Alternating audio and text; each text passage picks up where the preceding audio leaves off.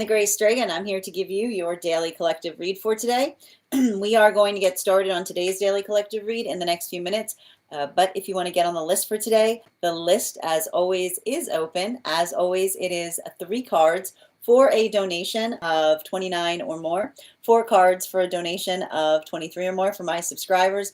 Links in my bio. Please keep in mind there are 2 things I do not read for across these apps. Those are pregnancy and medical. Happy to give insight on anything in private readings, and you can book private readings on my site. We're also doing 2 giveaways today. Our first reading giveaway is going to be reading giveaway when we get to 50K likes, so make sure you're tapping that screen. We'll get to 50K in no time. The other reading giveaway we're doing today is going to be a reading giveaway for the highest gifter between now and the conclusion of the daily collective read. So I wish you a lot of luck if you're participating in that giveaway as well. Prior to beginning today's daily collective read, I am going to be giving a brief recap on what we've been seeing in the cards over the last few days. If you would like to find that full reading, you can find it over on the place where we keep the videos. You can also find it over on the place where we keep the photos. You can also find it as a podcast over on my spot at Tarot Church and over on my stack. But before we begin today, as we always do, first and foremost, most important question, how are we doing today? Scale of 1 to 10. There are no wrong answers. We're continuing through an eclipse cycle. And we've also got, just because the eclipse cycle isn't enough right now, we've got a Mercury retrograde starting. However, I would like to propose a theory. I would like to propose a little theory to you. This is a little bit of an odd eclipse. And I actually think that this is going to be a beneficial Mercury retrograde. And I know what you're going to say, because I know, here's the thing about it. We go through this a lot here, okay? Everybody wants to give a bad rep to the Mercury retrograde cycles, okay? Not all Mercury retrogrades are the same. We have to look at the context of the energy that is happening at the time that we go through a retrograde. Now, I want to point out here, there's something very interesting that we're going to have to notate in relationality to this particular retrograde cycle. And I'm going to start to explain why I think this one is actually going to be beneficial by once again walking you through my theoretical opinion on what we experience as we go through eclipse cycles. I always say here, eclipses do not necessarily create something new. They are amplifiers, right? The energy, and that's why they're often identified or articulated as chaotic, because you can't really predict what will happen during an eclipse, because it's just taking something that like turns the volume up. So whatever the planets are doing at the time that we experience the eclipse, it's like wah, wah, wah. It's like it gets louder. It gets more intense, which is often why you'll notice, right? You'll often notice little situations that feel like they are energetically extreme at the time that we go through an eclipse process. This is why I often tell you guys, it's not that you can't activate on an eclipse cycle, but just be really intentional, right? Be really intentional on the fact that your heart was set in that direction before the eclipse cycle began. Now, we're going through a very interesting eclipse on top of that, because the one thing I want to point out about this particular eclipse season is the totality that we're experiencing. Pretty much nobody has seen. That totality has been happening in Antarctica. It is all the way over there. And we also are going through it during Pisces season. So what is that? How can we interpret that type of energetic lesson? It's working through the emotions that are hard to see, right? The things that we often feel like we want to avoid, coming out of Aquarius, right? A lot of that work in relationality to what often feels occluded, right? Things that are often very difficult to work through. And there's a benefit, right? A big benefit that we potentially see that's happening during this eclipse cycle is being able to effectively, right, see parts of the self that are sometimes hard to recognize, right? The ability, and this is why we talk about the space of doing one's shadow work properly. If you're not doing your shadow work properly during this eclipse, it's probably going to feel like projection central, because what is the lesson that we often learn in Aquarian cycles, right? When we disassociate, right? The things that we disassociate upon often are everything that we see. We put something into the cloud of the unconscious, and now those emotions that we didn't want to deal with are all over the place. They're everywhere. So we see a lot of that work that's potentially happening. Now we're also going through this eclipse cycle during Piscean energy. And Piscean energy, I like to describe it as rush energy. There's a lot of rushing that we often feel when we're navigating Pisces energy, right? It's a lot of that movement. It's a lot of that large amplification of emotional motion. So we're going through, right? So I want you to think about what we're going through right now. We're going through that eclipse cycle, right? Working through the emotions that you can't see, feeling the rush of those emotions that sometimes catch us off guard, right? And that's the hard part when we're not processing things. You're like, oh, where'd that come from? Oh, well, that's just an emotion. Oh yeah, I'm sorry about that. That was just an emotion that you haven't been dealing with. I know you felt a little bit triggered in that moment, and boom, right? I didn't know there were feelings there, right? I wouldn't be surprised if you're having those moments where you may sometimes feel like this overwash of emotionality just kind of strikes out of nowhere, right? Now, here's where we've got the Mercury retrograde coming in. And the Mercury retrograde, we're in the pre-shadow period. It's effectively starting tomorrow. But you have to understand that mercurial energy moves very quickly, right? There's a lot of that feeling that we often associate when it relates to the feeling of the desire to want things to happen very, very fast. But, right, what do we effectively see that's happening, right? In terms of working through, right, working through Pisces, which is already in the state of rush, with a Mercury retrograde that asks us effectively to slow down. It's a reminder, right? It's a reminder on the ability to find proportionality in things, right? Often the space by which, and this is going to be a lead up, and this is going to be a huge lead up to that Pisces full moon, the Pisces full moon that we've got coming up, because that's in Virgo, which is again very similar to what we see with going through an eclipse cycle during Pisces with Mercury moving into retrograde, right?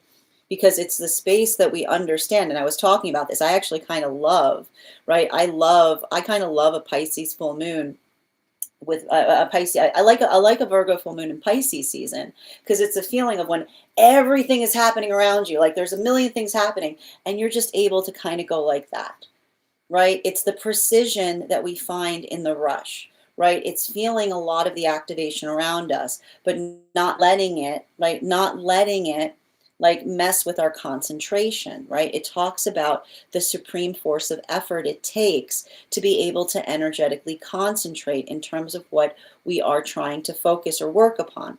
So I wouldn't be surprised right now. And that's the beauty, right? That's the beauty of eclipse processes. It allows you to effectively take a deep dive into things, right? The beauty of effectively being able to see something small, right? And being able to dive into it is effectively calibrated by our own ability to find patience through frustration. That's also to say, right? And these are the positives and benefits of moving through energy like this. The positive, right? Having a lot of opportunities to work on concentration, right? The negatives, potentially feeling the ability to have to work on concentration, which potentially can often feel like navigating frustrations, right? Little things that feel like they often tend to wear away at us. Now, this is having a different impact depending on whether you connect to masculine, feminine, or non-binary energy, bearing in mind that this is not based on gender, but what one feels most aligned to. One of the things that was really interesting and intriguing that we found in yesterday's reading, a remarkable amount of Fool cards in its reversal. I accidentally pulled from a different deck in the process of doing the reading. We had 3 Fool cards on the table, and they were all in their reverse. If you want to go see that spread, you can head over to my stack. I usually take a photo of each day's readings that I include with the podcast. There's a lot. Look, there's a lot of cards in these spreads, so the ability to have not only the same card coming up in repeat, but it coming up in the same position is very unique.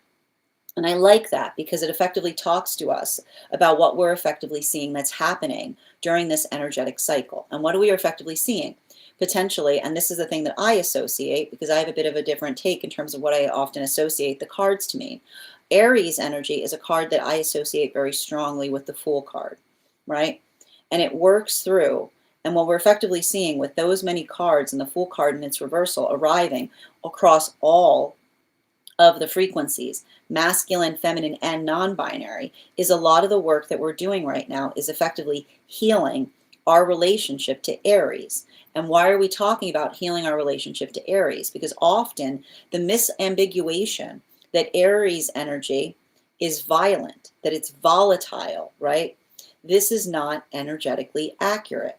This is also recognizing that the same qualities that we identify in Aries bring us into warrior lessons, right? It's finding the capability of the volatility within the self and being able to concentrate, right? Concentrate that energy through patience with the self into, right, solid skills, right, into technique, right, into all of the things that we become energetically exquisite at, right? But the hurdle that we often have to experience when we're going through those lessons is the self, right? Like this, it's feeling the frustration of the self that wants to be good at something, right? And then feeling the frustration and how hard it is to get there. So we see that with a lot of that Fool card energy in its reversal. And I personally love a Fool card in its reversal, because a Fool card in its reversal is working through something, right? Like it's working through something with the ability of fresh eyes, right? It's being able to bring wisdom and naivete to situations. And that's what you effectively need to do in order to excel at things, right? You have to look at things with the perception of a child, which is the understanding that one does not know everything, but also carry the wisdom of the past with you as you go, right? It's equally proportional. So for masculine energy, this could be arriving right now to a lot of work in healing one's own relationship to vulnerability, right? And it's a conversation that continues. It says when we hate the things inside of us, then we project that hatred on anyone that we see carries those traits around us. So what happens when the masculine sees vulnerability as a weakness, right? Tries to defeat it within. You can't long for something outside the self and then identify that the thing that you're trying to destroy within is the highest quality that you're trying to find in counterpart. Is it a big surprise in those modalities that as you find that vulnerability, you feel that love-hate relationship to it, right? It's understanding the faulty instructions we give the self when we say, I hate it within me, but I want to see it outside of me. So we see that for a lot of the energy of the masculine, that ability to heal that relationship to vulnerability, it's not easy, right? It requires us to effectively step out of our comfort zone. But that's how we grow, right? It's not stepping out of our comfort. That's again, the continuation of Uranus in Taurus coming out of retrograde, right? We don't contort ourselves, right? We don't contort ourselves into discomfort so far that it feels foreign to us. But a little discomfort every day, a little positive discomfort every day is how we effectively grow, right? Growing pains. While for feminine energy, this could be a lot of the work that we see that is happening, specifically in relationality to healing from the experiences of the past, by which the feminine did not hold themselves sacred by allowing others' comparisons to affect their own perception of the self. It's just a reminder, right, that when another person compares us, what they're really saying is that they would prefer something else, right? And this is a feminine that's becoming very attenuated to the difference between comparison, the insult of comparison, versus comparison as compliment, right? The modality by which you feel energetically awestruck when someone compares you to something that is aspirational, being like, right? Versus those modalities that says, I would really prefer if you were more like that, right? And that ability of understanding, right? That when we focus on the way we heal from the anxieties or the wounds of comparison is focusing on our exquisite, right? It's the energy, the feminine goes, I'm sorry, I can't hear you. I can't hear what you're comparing me to. Can you speak up a little bit? I'm sorry. I'm too busy over here working on my exquisite. I'm too busy over here concentrating and flourishing, right? So a lot of that work that we see that the feminine is doing may feel Like there's a lot of deep healing there, but also potentially forgiving, right? This is the inner child healing that we see is happening for the feminine, healing from past versions of self by which they weren't allowing the level or degree of compassion to come to the self because they were too caught up in the rigors of another person's comparison of the self. Now, this brings us to the energy of the non-binary space. And I want to describe that a lot of the energy that I'm seeing that's working through things there right now are building into, it's complicated. I mean, it's always complicated, but it's very, very nuanced and complicated right now, specifically because what we effectively see that's happening is working through the context that a lot of the energy has a bit of trigger. They have a trigger when it comes to others that celebrate their healing journey. And why is that effectively happening? Because we see that for a lot of the energy, like the space by which the journey of having to come into the self wasn't necessarily one that they intentionally embarked upon, right? There was no, often this is what we notice sometimes with some work, right? The space by which like energy, like sometimes the space by which another person compliments you on something, right? And being like, oh, how are you so much like that? Being like, I had to do that to survive, right? It's a modality by which you literally have to come into something, not because you chose it, but because it was the only way for one to be able to survive something. We see that this is a lot of energy that had to literally find, right, the force of love and compassion for the self that has driven them away from trauma, right? Often doing nothing more, right? Often having to do nothing more than follow the feeling. There's a lot of that energy that understands the power of love is not just a theoretical space. It's the space by which they recognize that that power of love is what has allowed them to energetically thrive and survive, even through the most difficult of adversity. And so that experience or working through that, I feel like there's a lot of pain potentially coming up during this time because it shouldn't have to be that way, right? Like that's what the power of love says. And that's the difference. A conversation between trauma and the power of love is trauma always says this is what you get, right? It's the space by which it creates that finalitude point almost as a form of punishment. Love never speaks like that, right? Love always says there must be a possibility. There must be something better. It is the desire to find something more beautiful that allow us to effectively articulate what something means to us and also why something is energetically important. So I see that a lot of energy is trying to channel that frustration that they feel in the face of trauma, being able to see it for what it is, but also trying to allow it to effectively stabilize their own resolve as it relates to what it is that they're trying to heal in their own lives and relationships. Now, that is where we find all of the energy prior to beginning today's daily collective read. But if you'd like to find that full reading, you can find it over on the place where we keep the videos. You can find it over on the place where we keep the photos. You can also find it as a podcast over on my spot at Tarot Church and over on my stack. I would also encourage you to head over to my stack to learn more about our next tarot class, which is going to be held on Thursday, March 19th at 6 p.m. PST, 9 p.m. Eastern. We will be continuing our studies into the tarot with a focus on the court cards in the Cup suite. We're going to be studying the history of those cards, the symbology. I'm going to be working you guys through spread applications, how to read those cards in any direction that they may appear in your own readings. I'm also going to be presenting you a unique spread that will help you channel the messages of the cup cards into your own readings. And all you need to do if you'd like to become a part of that tarot class program is head on over to my stack and become a paid subscriber. Your paid subscription to my stack is your ticket of entry into our live classes each and every month. As a paid monthly subscriber, you will also have access to over 9 hours worth of material in the Tarot Church Library class archive.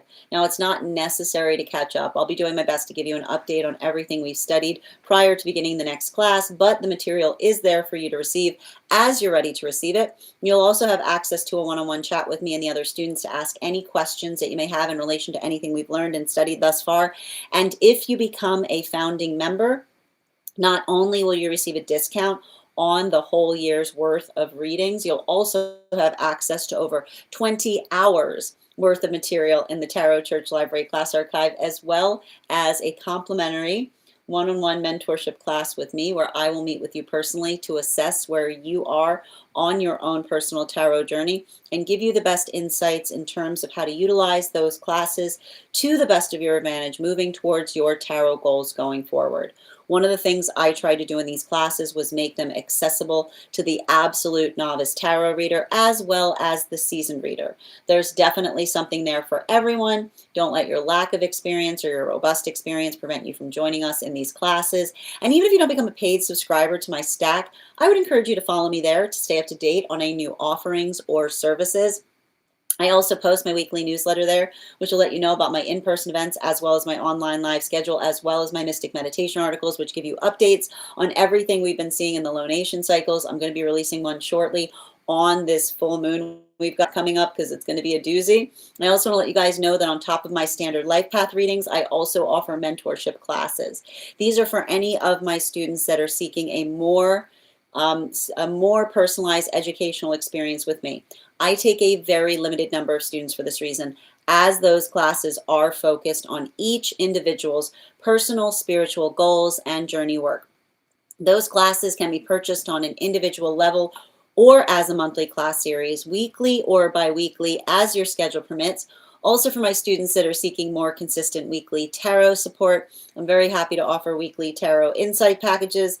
That is a package of 4 30-minute readings, again, weekly or bi-weekly, as your schedule permits, so that you can stay more consistent on your personal journey, as well as offering dream interpretation readings, which you can purchase per dream or as a series. If you purchase the series, I would encourage you to start to keep a dream journal, as we will meet weekly or bi-weekly with that journal and utilize the tarot to understand the key themes and messages coming towards you in the dream space. That said, let me know in the comments how this eclipse energy is impacting you personally and what you are doing to help ground through it. That said, we are going to get started on today's daily collective read. If you guys would like to get on the list right now, it's a wonderful time to get on the list. You will be the first person on the list today, and the first person on the list will always have an additional card in their reading. It's 3 cards for a donation of 29 or more, 4 cards for a donation of 23 or more for my subscribers. Binks in my Leo. Please keep in mind there are 2 things I do not read for across these apps: pregnancy and medical. Happy to give insight on anything in private readings, and you can book private readings on my site. We're also doing 2 giveaways today. When we get to 50K likes, I'll be gifting that reading back to the collective. We're already at 2.6K, so guys, make sure you're tapping that screen. We'll get to 50K in no time, and we'll also be doing a giveaway for the highest gifter between now and the conclusion of the daily collective read. Kath, you are number 1 on that list today. Thank you so much, everyone who has been giving those beautiful gifts. Thank you for those potatoes, Nikki. How are you doing today, Ilya and Misty? Welcome. How are you doing today, Nicole and Canel? Hi there, Nikki. Thank you for those likes, dear. How are you doing today? And thank you for sharing the live, Nikki. I appreciate you. Nicole, thank you for the follow as well. And thank you for the follow, Jason. Thank you for those heart me's. Friends, please remember to recharge your heart me's if you'd like an animal spirit guide card on top of your 1 cards. If you are joining us across the other apps today, you can also get on the list via my tree that has Binks in it in my Lio. And if you are a member over on the place where we keep the videos, you are also entitled to the discounted rate of 4 cards for 23 or more. Wendy, thank you for the follow as well. And Jason, thank you for those finger hearts. I appreciate you. Thank you for that heart me, Minnie. Delta, thank you for the follow, and thank you for the roses. Grand Rising, Minnie. Not sure what's going on energetically, but it feels better today. You know, I think it has a lot to do with the. We're gonna read into it. I told you, I think the Mercury retrograde is actually going to be helpful here, and the Mercury retrograde starting tomorrow. Absolutely. Howdy, how are you doing today, Avatar? Yeah, I'm not sure what was going on yesterday, but today it feels much more clear. Absolutely. I don't know why, but I love a Pisces season Virgo moon when I have a Virgo moon. No, I feel like it's exactly the same thing I just described, Nicole. And the fact that you have a Virgo moon is probably also helping with that as well. Absolutely. I love that potato. And thank you, Kath, for those gifts. I have more masculine energy, and I had many readings tell me this. Interesting. Well, and again, I want to point out and I want to describe this too. The Pisces energy around the Virgo moon, like Pisces and Virgo have it's a very complicated relationship. is the best way I can describe it, right? Because they have very defined, the thing about it, Pisces and Virgo have very defined ideas of beauty. And I like it because, and like I said, when you're working through this energy in a positive way, right? The space by which you understand that perfect, right? Perfect is not a location, it's a call that we answer, then it allows us to perfect things. So if you're in more of that activation mode, if you're someone who likes to like get to work on things, I could see why energy like this would potentially feel very, very, like very helpful to that, if that makes sense. You know, it's productive is the best way I can describe it. How you doing today, Harmony? And thank you for those gifts, Nikki and Kath. It was cool. I like that. I was able to channel my frustration in a boxing class last night. You see, that's what I mean, right? Especially with that Aries energy. We got a lot of new energy that's moved into Aries. That's a perfect example of good places to put things right now. Absolutely. And Kath, thank you for those little crowns. Sunflower, thank you for the heart me's, dear. The mediumship readings, Sherilyn, are the same as the other readings. So it's 3 cards for a donation of 29 or more, dear, for non-subscribers. Yeah, it's going to be a Virgo. It's going to be a Virgo full moon in Pisces season. Hi there. How you doing today, Michelle? Welcome. Absolutely. I'm going to give it a 7. Yes, I can do a reading on that if you'd like to, Sherilyn. Hi there, Zachary from Hawaii. Yes, thank you. And thank you for sharing the live. Michelle, thank you for the follow. And Olgi, thank you for the follow as well. Yeah, it's going to be the moon's going to be in Virgo during Pisces season when we have the full moon.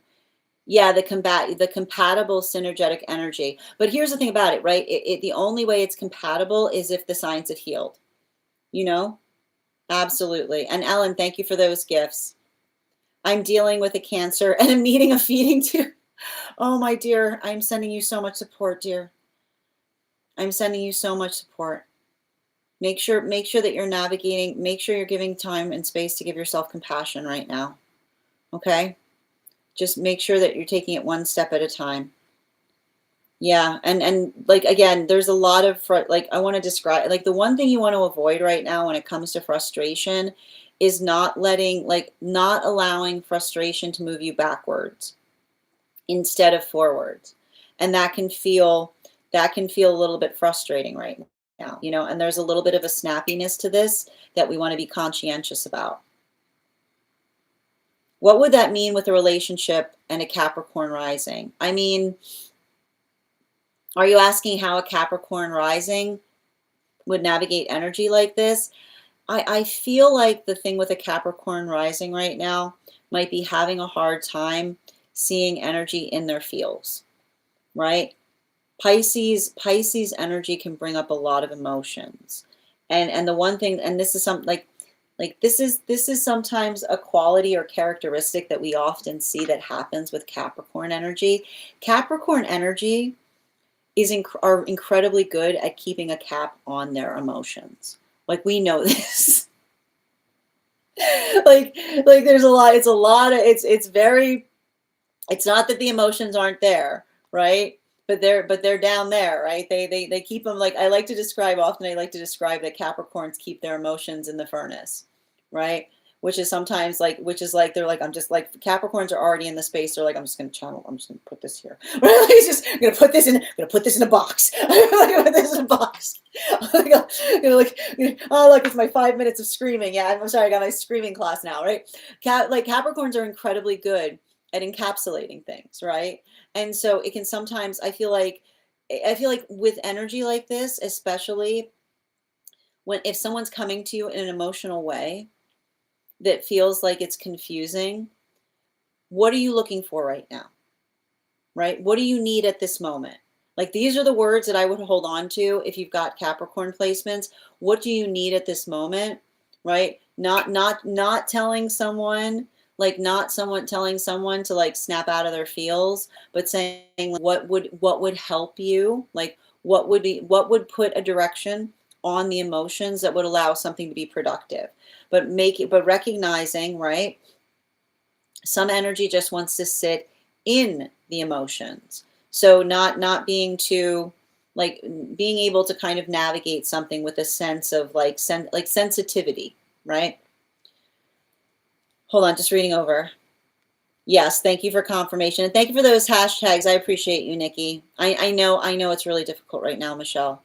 And just make sure that you're resting and taking the time that you need. Nothing to do with people being healed. That's just astrology in relation to placement.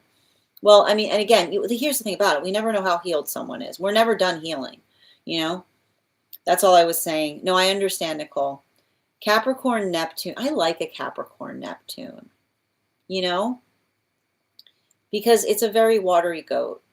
You know, it's more fish than goat, which is, and I think, like, I love Capricorn Neptune because Capricorn Neptune are usually very, very emotionally intelligent. So long as they've gotten, it can all, so long as someone's gotten a handle on their emotions, right? Right. It can be like when it's in the space of that, it's like it's working into, it's like not allowing the emotions to guide, but allowing the self to guide the emotions, right? Which is to say, like, I've got a lot of this emotion, I can move this into the space where it needs to go, right? like that is, it's helpful in that way. Yep. Oh, I mean, it's beautiful energy. Yeah.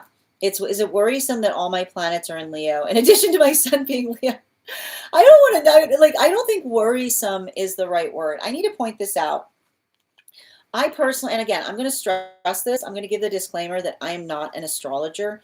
I look to the astrology to understand that the energy that I'm reading for, I can often sense the astrology around things. Having a lot of Leo placements just means that you're doing a lot of work to heal how you perceive yourself, right? It could potentially talk about the fact that you had some kind of complications in a past life as it relates to visage issues, right? The space by which you were perceived, or the space by which there was a immediate perception that you arrived into a situation with. So if you've got a lot of Leo placements, I wouldn't describe it as worrisome. It's just understanding.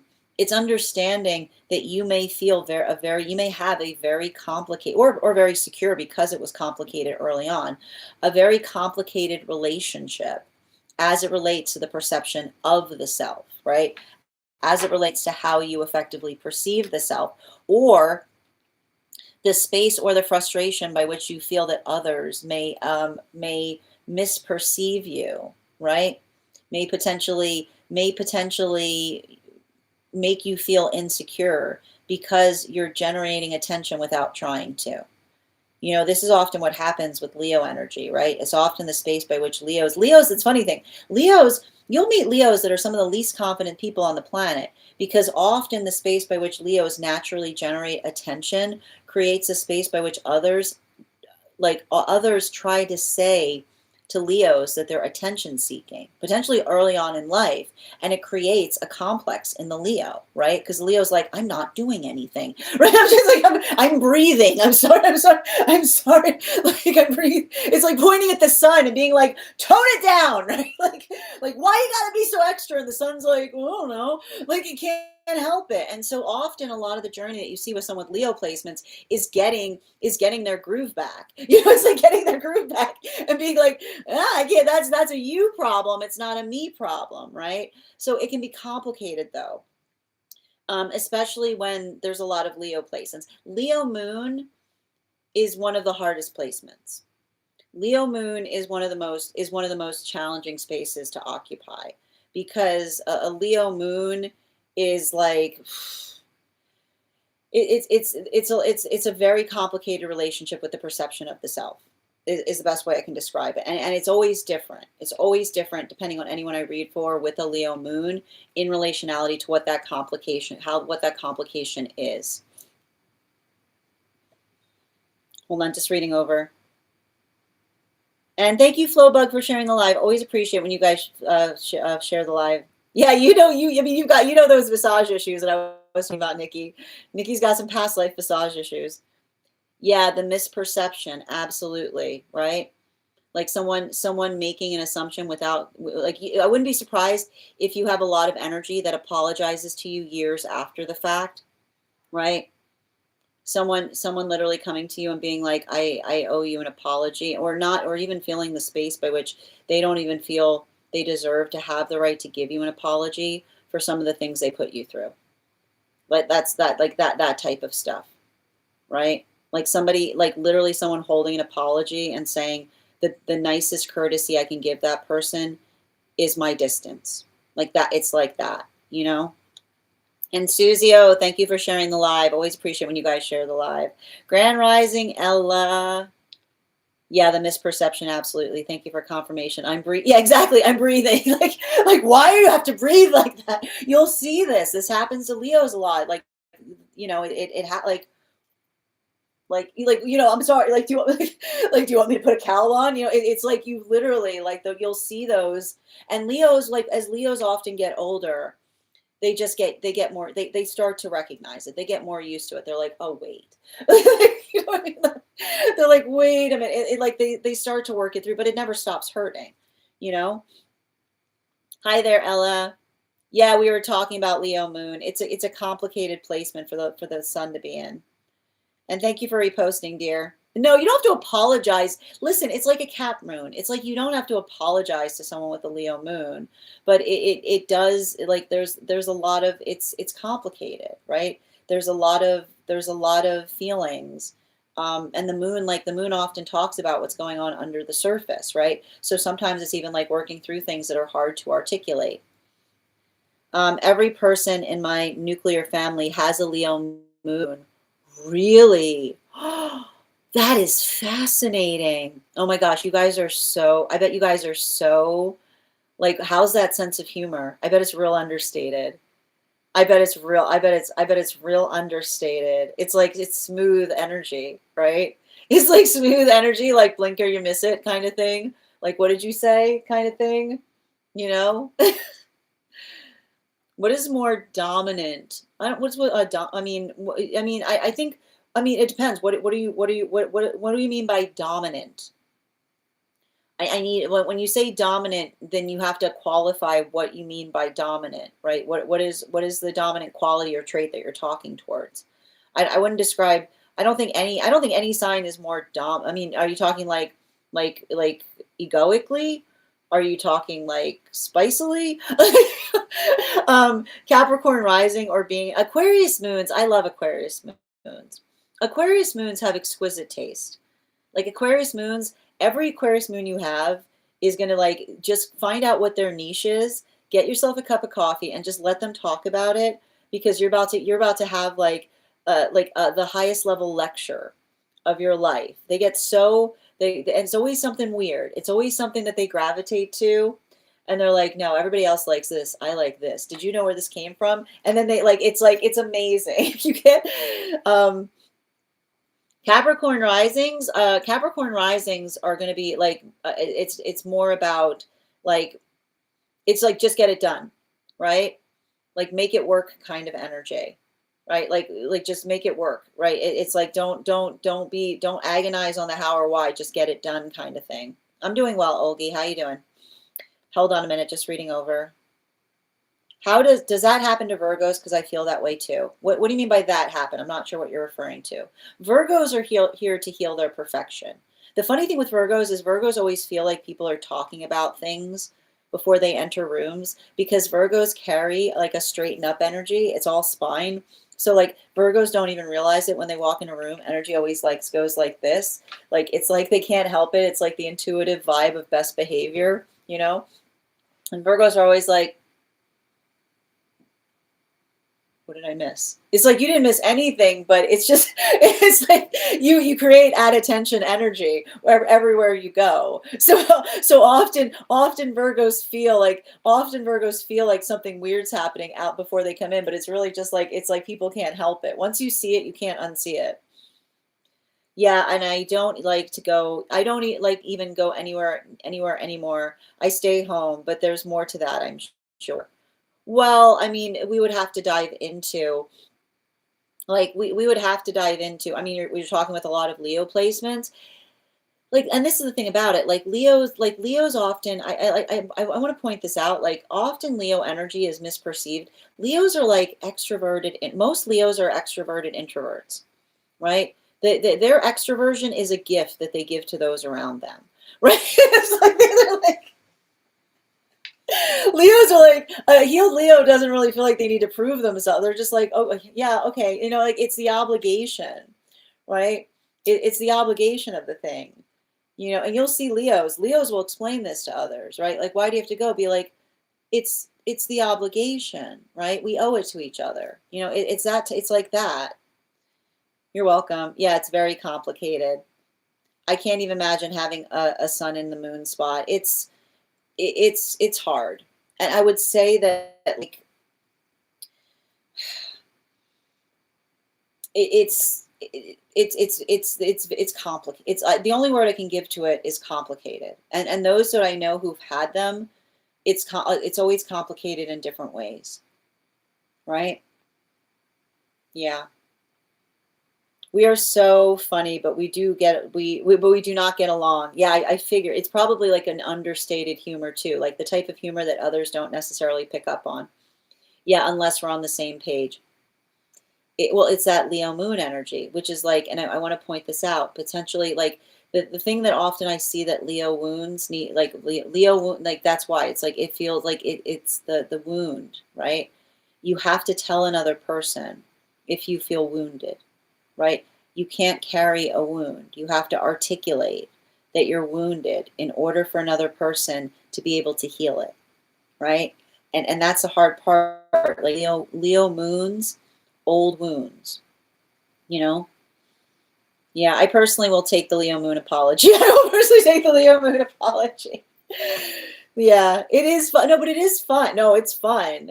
It's fun. But I didn't complicated and fun is hold on a minute. Yeah, one moment. I just reading back.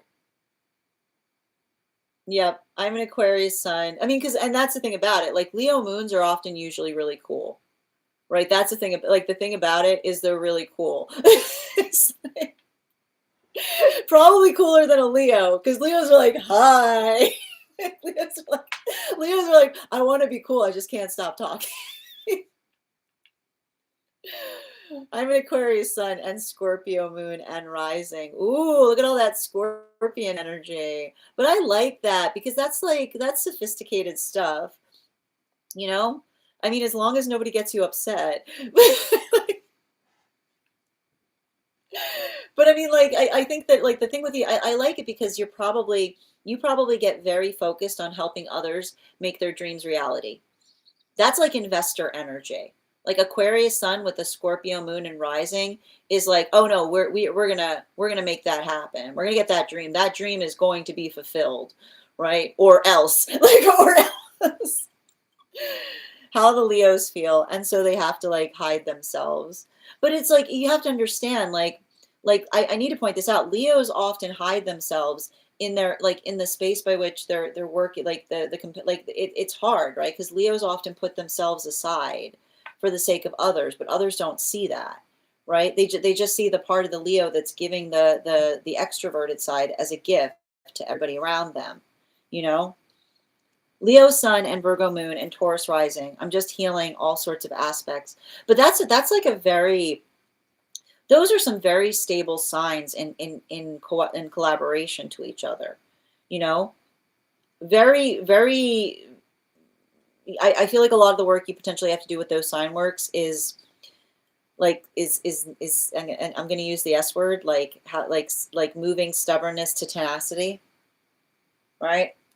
There are other possibilities in terms of something being done beyond what you can perceive. That's the only thing about those three signs in combination.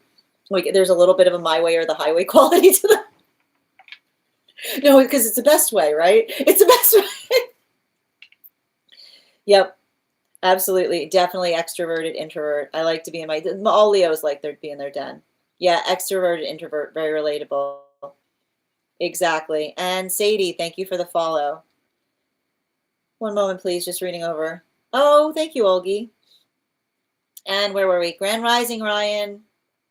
Well, there you go then. And then I have a major Scorpio father. Yeah, here's the thing about it, man. Scorpio fathers, you gotta watch out for them. You gotta watch out for them. They'll be like, where'd that person go? I'll be like, I don't know. I don't know. That person that was bothering you. Did you hear? Yeah, did you hear about them? Saddest thing. Yeah, saddest thing. What you didn't? Oh, you didn't hear? Oh no, that one that was bothering you. What a world! Like a Scorpio father. Yep, I like learning all of this. I have a Scorpio moon. Yeah, it's a crazy combo. Yeah, Leo rising. Hi there, Awaken. I'm a Leo. Not sure about my rising exactly. Oh God, I look at my chart again. We're cool cats. Yeah. Sophisticated stuff. Yeah, I've never heard that with Scorpio energy. No, it is. Scorpios are very sophisticated. You know, when you know, I like Scorpios because Scorpios usually will always have one thing, but it'll be the best of that thing. You know, they'll be like it's precise energy, being like, oh no, and it God like you want to like if you see something you want to like if you want to get under a Scorpio's skin if there's something they got like oh that's just like this. Oh yeah, I've got one like that. No, you don't. No, you don't. Right? Like, and then be prepared for the education on what you're trying to compare it to. Being like, because they've already done the research. They'll be like, oh no. Right?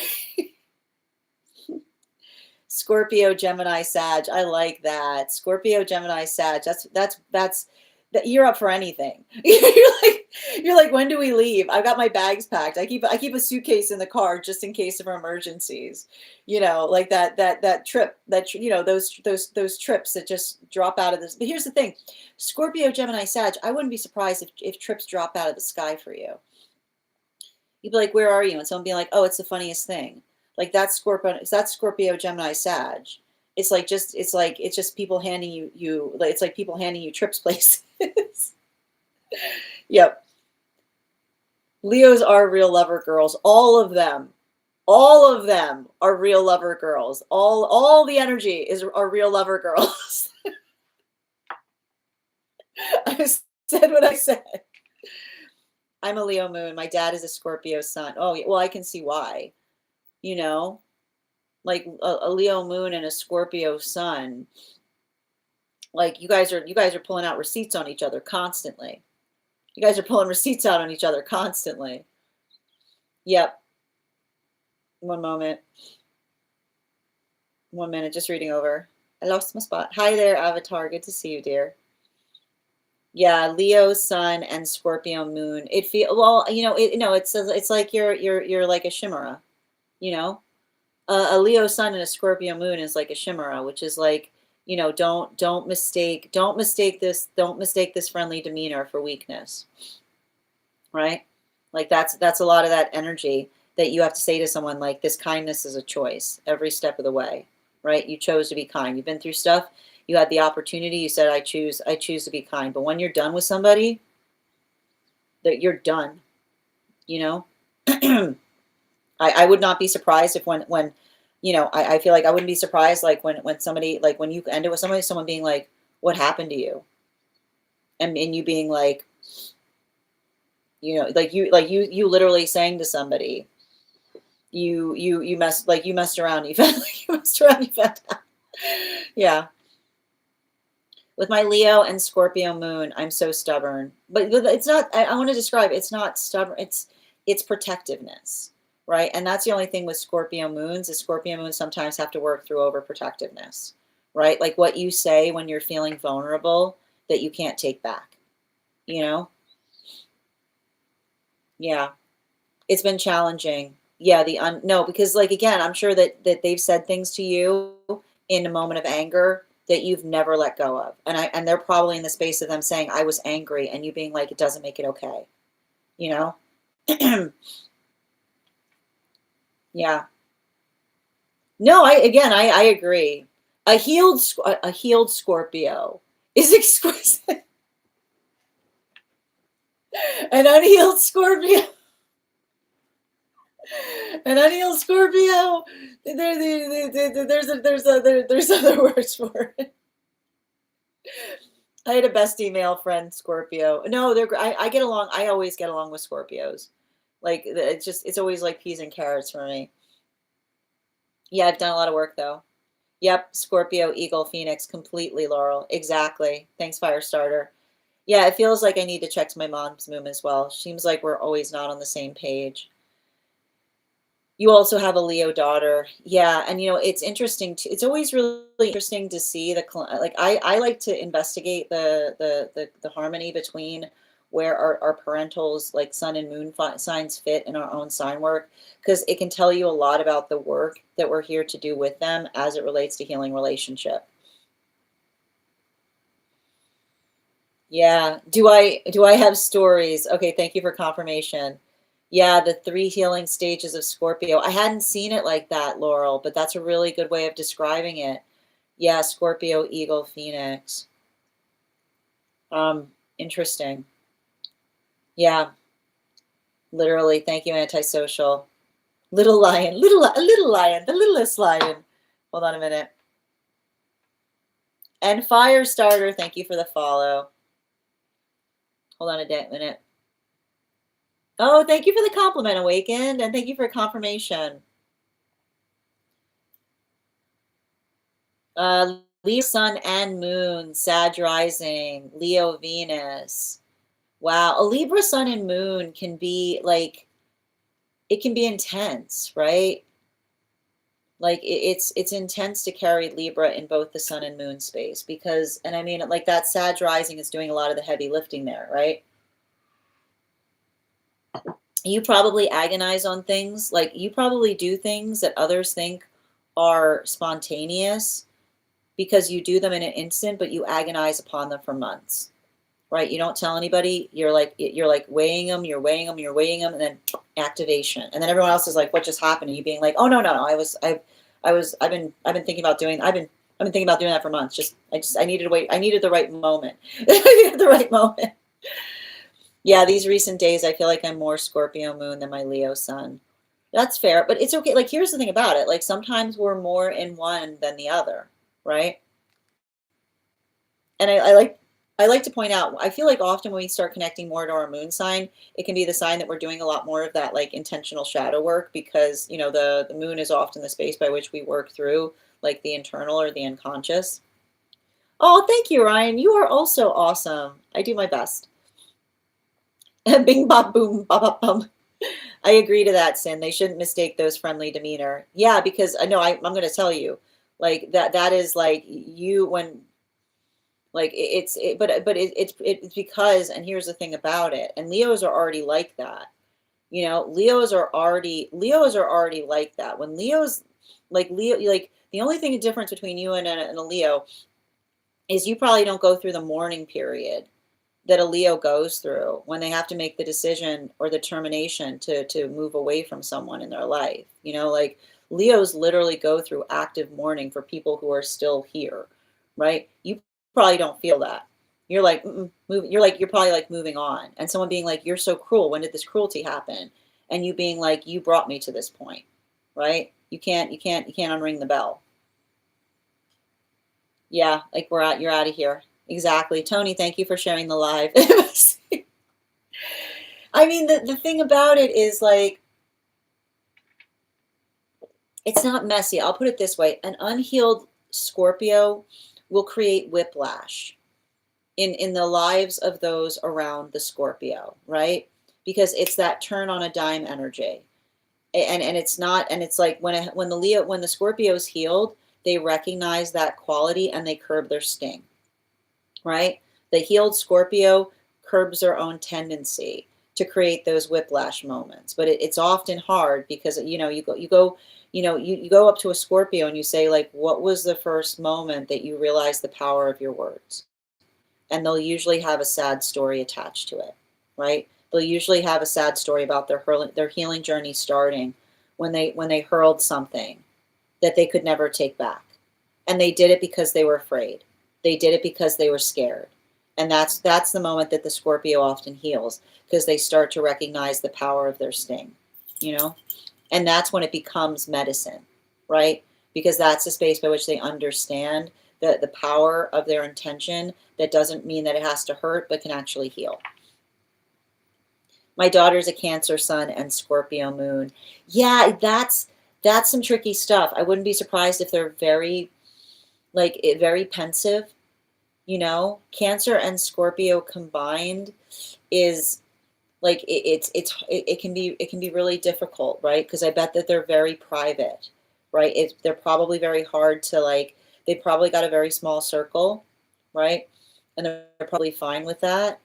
And it's probably especially with that type of energy, it can be, it's a lot of internal and a lot of internal there. Hold on a moment. And thank you for the follow, Awakened. Just reading over. Yeah, that's so true. We don't forget easy. No, Scorpios don't forget anything. You know what I mean? Scorpios don't forget.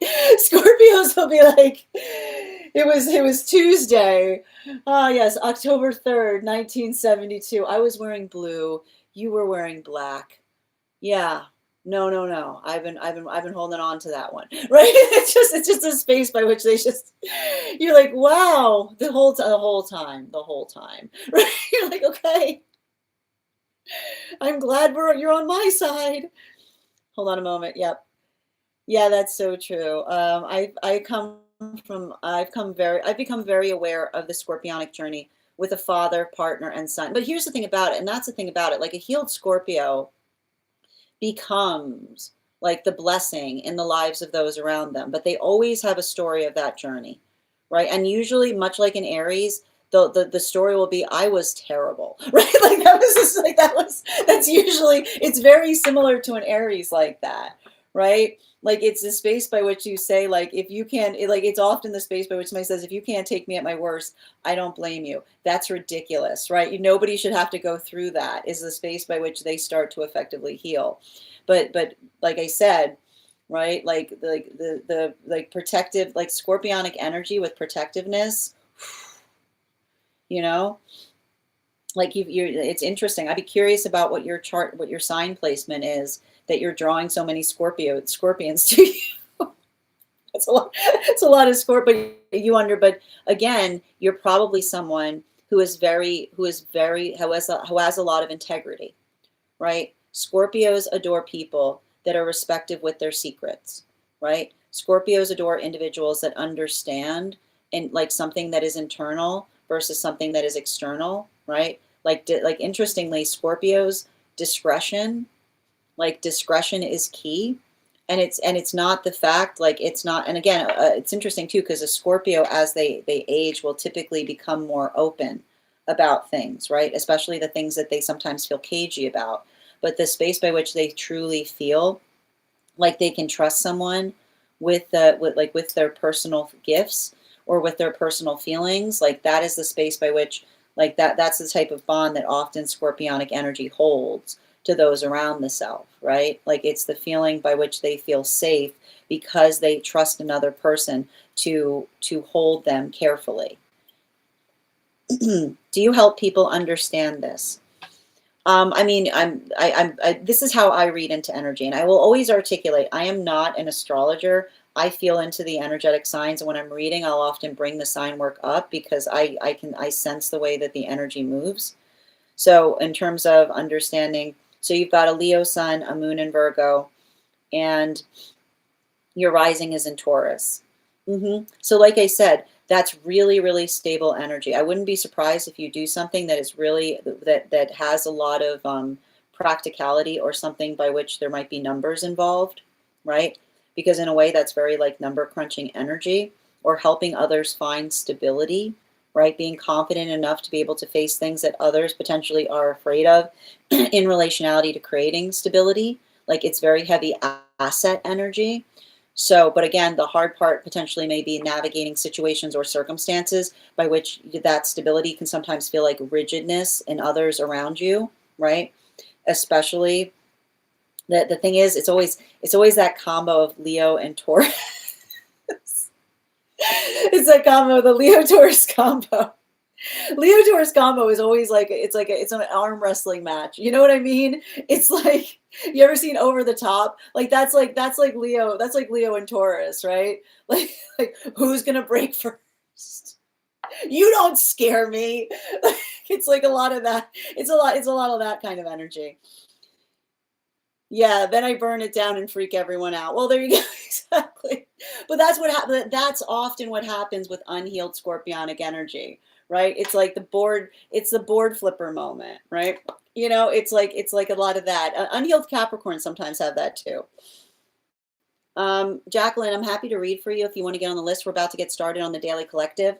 You'll be the first person read for today, and you'll also have an additional card in your spread. It's 3 cards for a donation of 29 or more, 4 cards for a donation of 23 or more for my subscribers, Binks and my Lio. Please keep in mind there are 2 things I don't read for across these apps, pregnancy and medical. Happy to give insight on anything in private readings, and you can book private readings on my site. We do hear highest priority messages from Spirit, Life Path, Dream Interpretation, Angelic Guidance, Animal Spirit Guide readings, Pet readings, Akashic, and Mind, Body, Spirit. If you have information that is necessary for our readings, if you have a past life you would like more information on, or a dream you'd like interpreted, you can include it in the notes when you send the donation. You can also post it in our subscriber-only Disco channel in the appropriate channels.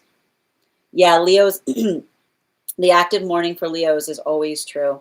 Because that's the thing about it. Like Leos hold people in esteem in relationality to their integrity, right? And when somebody shows a Leo that they lack integrity, it literally feels like the person that the Leo thought existed ceases to be, right? And that's the hard part about it. Like Leos will be actively, they'll be like, literally, you'll say, what about that person? They'll be like, yeah, like I miss them too. Why don't you, like, it works through, they're like going through the stages of grief because, right, the person that they thought that person was has ceased to exist, right? And there's a lot of that mourning period that you'll see that Leos go through as it relates to those who care about, like, like they're grieving an energy that's walking around out there somewhere. It's heartbreaking, but like that's how they process it. Absolutely. Mm-hmm. Yep, I feel that mourning too. I didn't realize that's more Leo though, because I thought it was the Libra rising. Here's the thing: Libra rising is always wants to give energy the benefit of the doubt. Like Libra rising will usually say, "This is what another person has to do to get into my good graces." You know what I mean? Like it's very hard. It's very hard to have an eraser moment with a Libra, right? Libras will usually be very specific on what someone's done and what they need to do to come back to the Libra, right? Because they're constantly working through balance. The Libra will literally be like, oh, I'll tell you exactly. This is what I got. Like they'll account for it, right? They'll be like, this is what happened. This is what they should have done. This is what they're not doing. This is what they need to come. This is what they need to do if they ever want to speak to me again, right? They'll be like, they've got the list. They're like, no, right? They're like, here are the instructions. You will meet me at the courthouse at this time. Libras will always like the Libras want to have it out, right? Because they want to bring balance. They don't like that's a hard part with Libras is they don't like leaving things. Like they don't like leaving things like in a messy place. They get frustrated at energy for doing that. Yeah. It is sad. Aquarius, Scorpio, Scorpio. I cut people. Yeah, no, you would be like yeah, no, Aquarius, Scorpio, Scorpio. You cut people off at the drop of the hat. No, but that's why, right? And I will point out because that's a lot of that Aquarius energy, right? You have to make sure someone knows that they've offended you. And I know you're going to feel like they should know, but maybe they don't, right? Like how, like maybe they don't, maybe being able to inform them, right, what they could do better, letting it become, I know you don't like me saying this, letting it become an educational moment, right? Like that's I know, but it's going to be hard when you've got Aquarius, Scorpio, Scorpio. That's a lot of you should have known, and I'm not inclined to tell you. And if you don't know, that's your business, not mine. Right? I know it's difficult. Absolutely. Well, just reading over. Just and thank you, Sonia, for the follow. And thank you, Joyce, for the follow, or Josie. If I'm ever saying your name incorrectly, please feel free to correct me. Yeah, small circle, but very popular. Exactly. Yeah, things imprint us on us, good and bad. Yep, I agree. I was terrible Scorpio, Aries, Moon. Now I'm a huge blessing. But and that's the thing about it. Like you'll see, those who are Scorpionic and those who are Aries are always very proud of their healing journey, right? And they'll almost always take accountability for it, right? They'll be like, that past self, they were ridiculous. Right? That's usually why they're carrying like Aquarius, like Scorpios and Aries usually have a pocket full of apologies as they grow older, that they're just waiting, they're hoping for the right opportunity to be able to make something up. A Scorpio will never apologize. They'll try to give someone a gift. They might not even tell the person, like the blessing that they give to somebody, right? And Aries will potentially articulate it more, right? And Aries will be like, I should not have, you should not, that I was being too savage, right? Yeah, I'm happy to read for you on that, fairies. If you'd like to get on the list is open. Laurel, thank you. Yes, integrity is everything to me. I'm a Cancer drawing in all these Scorpio. Yeah, that's why, right? Like if you've got a lot of Scorpios around you, you are very good. You are very good at recognizing like another person feeling like they can open up to you, but also feeling like they can trust you with their secrets, right? Like you don't spill tea. You are very good. You are very good tea storage. You are a very good tea storage person. Sonia, thank you for the follow. Yeah, for real. My first 30 years were intense. Technically, Cancer, Leo cusp. I mean, Cancer, Leo cusp is it's great. I mean, like it's funny because I always feel like the difference between the Leo like Cancer Leo versus like an early Leo, like it couldn't be more different. You know, because like I always describe this too. I feel like my personal opinion is I feel like Cancer Leos are cooler than Leo Virgos. I'm allowed to say that because I'm a Leo Virgo cusp. It's cooler energy. It's literally cool because it's next to Cancer, right? It's like I always picture like a Cancer Leo with like a cat with sunglasses on. You know what I mean? They're always like, whoa, it's a cool kid. Yeah, Leo Taurus is like it's hard, man. Right? It is like I told you, it's like it's top, it's Clash of the Titans energy. And that's not to say it doesn't work, but like you gotta like when you start fighting, when a Leo and Taurus start fighting, man, because here's the thing about it, like like there's no Taurus sometimes don't realize the intimidation point of their own presence, and a Leo will quickly like clock like like the power of presence that Taurus brings into things, right?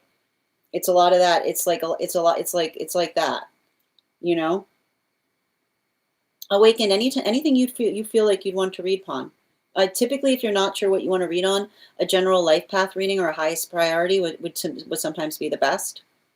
Yeah, big arm wrestling match when you argue. That's what I mean. But like you're like, like you're ready for it. Like, and that's the thing about it. Like it can get really like if you cannot have a relationship between a Leo and Taurus unless there's a lot of healing that's gone on there.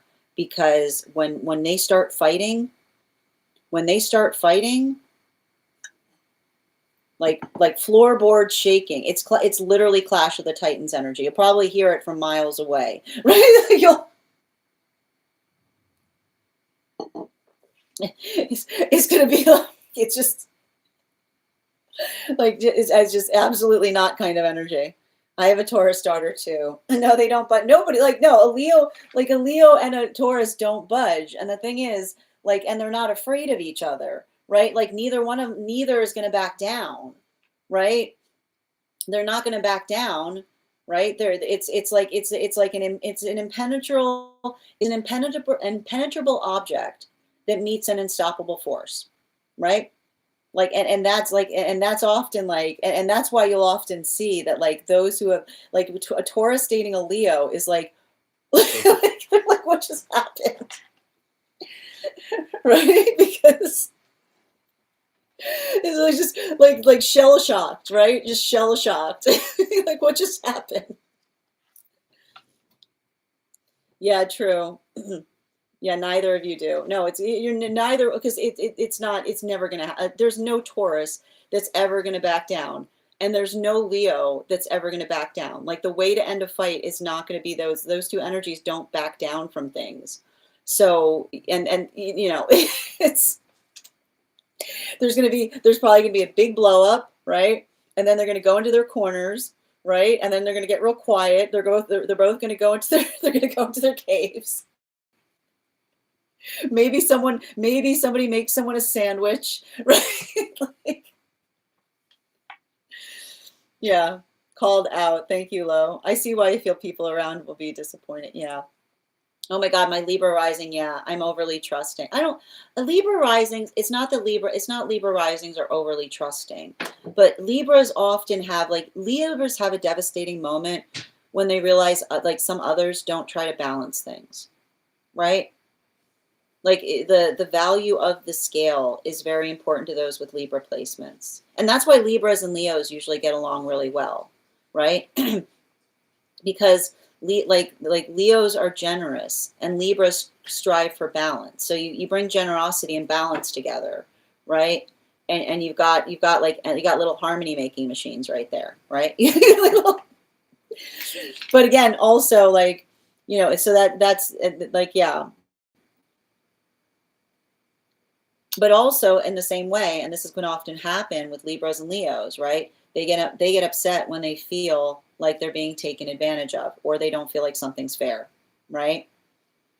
Yeah, the benefit of that doubt, it's so real. Or always want to give someone a chance. Yeah, Dandies, thank you for the follow.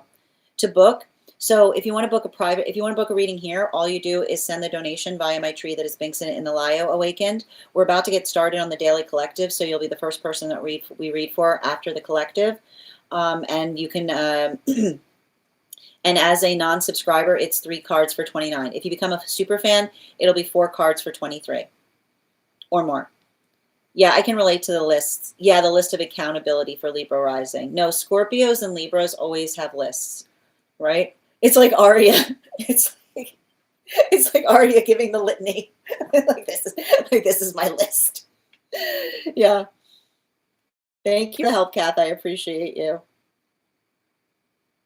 One moment, please. Oh no, we'll do the reading today. Absolutely. So the way it's going to work, Awaken, we've been a little off. We've been chatting. So sometimes we're going to start the Daily Collective. And once we complete the Daily Collective, we're going to be going right into personal reading. So if you get on the list now, you'll be the first person read for once we complete the Daily Collective. Yeah, hold on a minute. I'm just reading over.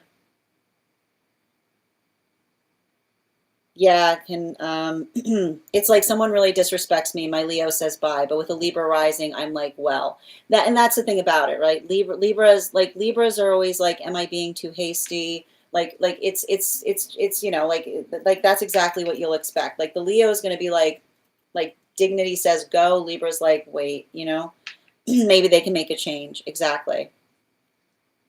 Yeah, tea storage. Yes, I'm a Cancer Leo cusp too. Yep.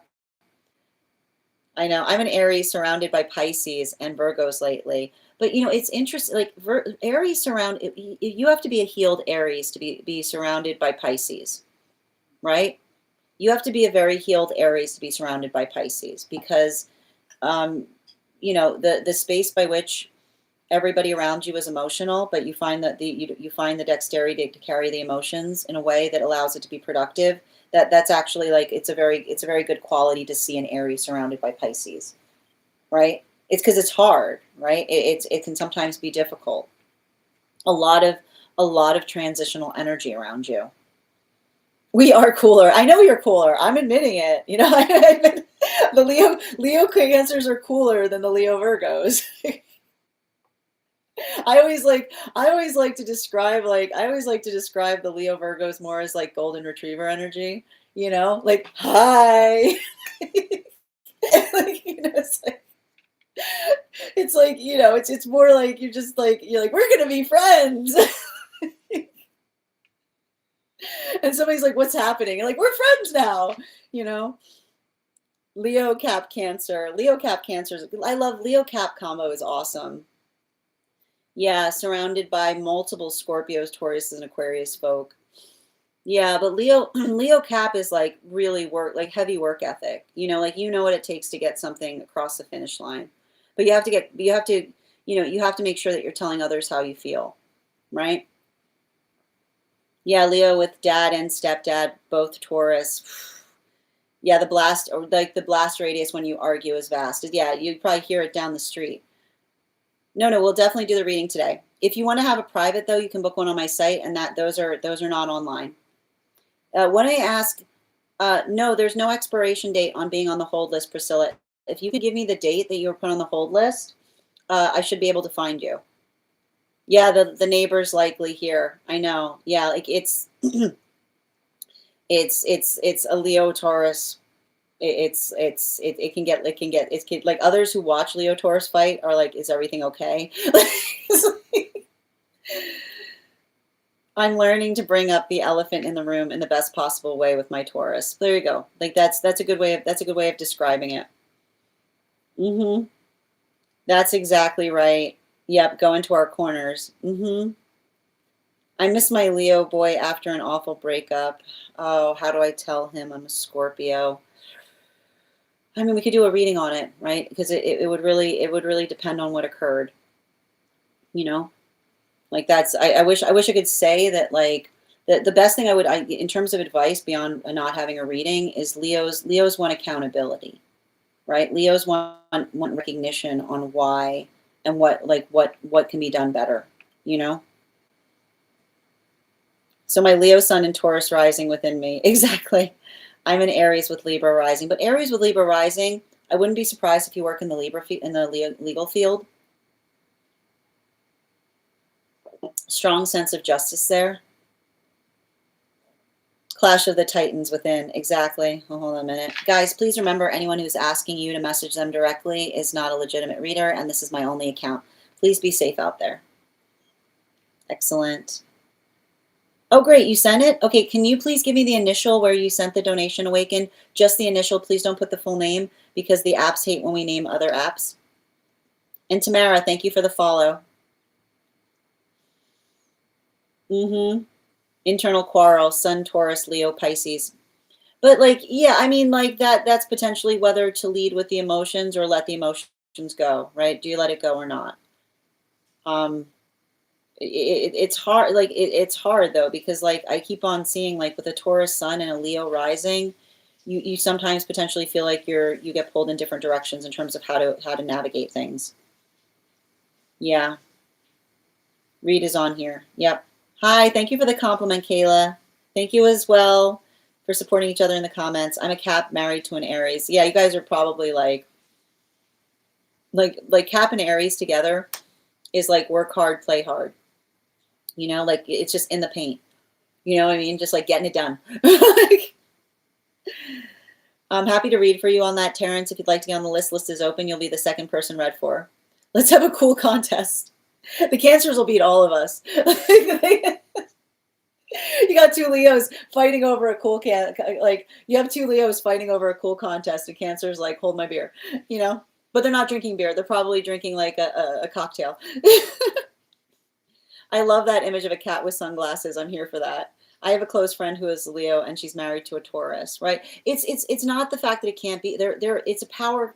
It's like it's power couple energy, right? It can be really powerful, but also like it's powerful. And when they fight, like if they're not healed, it can get intense. You're welcome, Mom. Hold on a minute. Thank you, Tamara. I appreciate you. Thank you for letting me know. I'll confirm that right now. I'll confirm that right now. Awaken, we're going to get started on the collective, and you'll be the first person read for once we complete the collective. And you'll also have an additional card in your reading for being the first person on the list. If anybody else wants to get on the list right now, it's a great time to get on the list. You'll be the second person read for. 3 cards for a donation of $29 or more. 4 cards for a donation of $23 or more for my subscribers, being semi-lio. Please keep in mind there are 2 things I don't read for across these apps, pregnancy and medical. Happy to give insight on anything in private readings, and you can book private readings on my site. I've got you on the list, dear. Thank you. Confirmed. They got married 6 months into their relationship. That's beautiful. But they knew, right? It's like one of those, it's like moons. I like to point out, like Leo, like, you want to see like a good combination of what like a Leo Taurus relationship is. Watch Moonstruck, right? It's like that. Like they might just, they probably just like immediately met each other arguing and they never stopped. Yep. Yeah, but there it is, right? There's the thing about it. They're both Libra risings. That's why it works, right? Because, right, they're able to identify what they need to do to bring balance to things. Yeah, there you go. You see that the Libra energy is going to help a relationship like that, right? The Libra energy is going to do the heavy lifting. Yeah, that's why there's conflicting thoughts whether I want to just cut off someone or walk away. No, that's why. Those are those 2 signs fighting with each other, right? Like Leo, like Scorpios will often do something to prevent the ability to go back to something, right? Scorpios will solder a door, right? They'll do something and they'll be like, I've done, like, now like it's like that with Scorpios. You know, Libras are always like Libra's more like, this is what needs to happen in order for something to change, right? Oh, thank you for the compliment, Bluebell. Yeah, the Leo sun with the Scorpio moon and the Libra rising in me. Yeah, I get it. All right. I know it's a great movie, isn't it? I adore it. Oh, thank you for the compliment, Mom. Yeah, absolutely. They had to learn how to communicate for sure. He found her communication style to be too starky. Oh, interesting. Did you mean snarky? Yeah. I know it. Oh, thank you, dear. I enjoy talking about this. Yeah, I love the Libra and the big 3. I know I've got I feel that I don't have Libra in my big 3, but I've got a Libra stellium, so yeah, a Libra in your big 3 is always not is beautiful energy. I've got a soft spot for Libras. I'm in Aries, and my last 2 exes were Leos, and their birthdays are the exact same day. Because again, Aries, the thing with Aries and Leos is like initially they love each other, right? Initially. But sometimes, like, sometimes they get into arguments as to what the priority is, right? Because Aries are very goal oriented, and Leos are very obligation obsessed. And that can sometimes create volatility between Aries and Leos, right? Where the priority is or what one should be prioritizing. Yeah.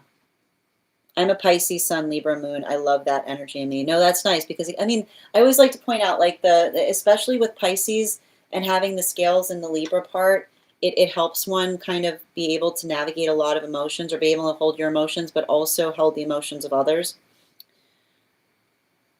Yeah, the argument between an Aries and Leo will also be intense, right?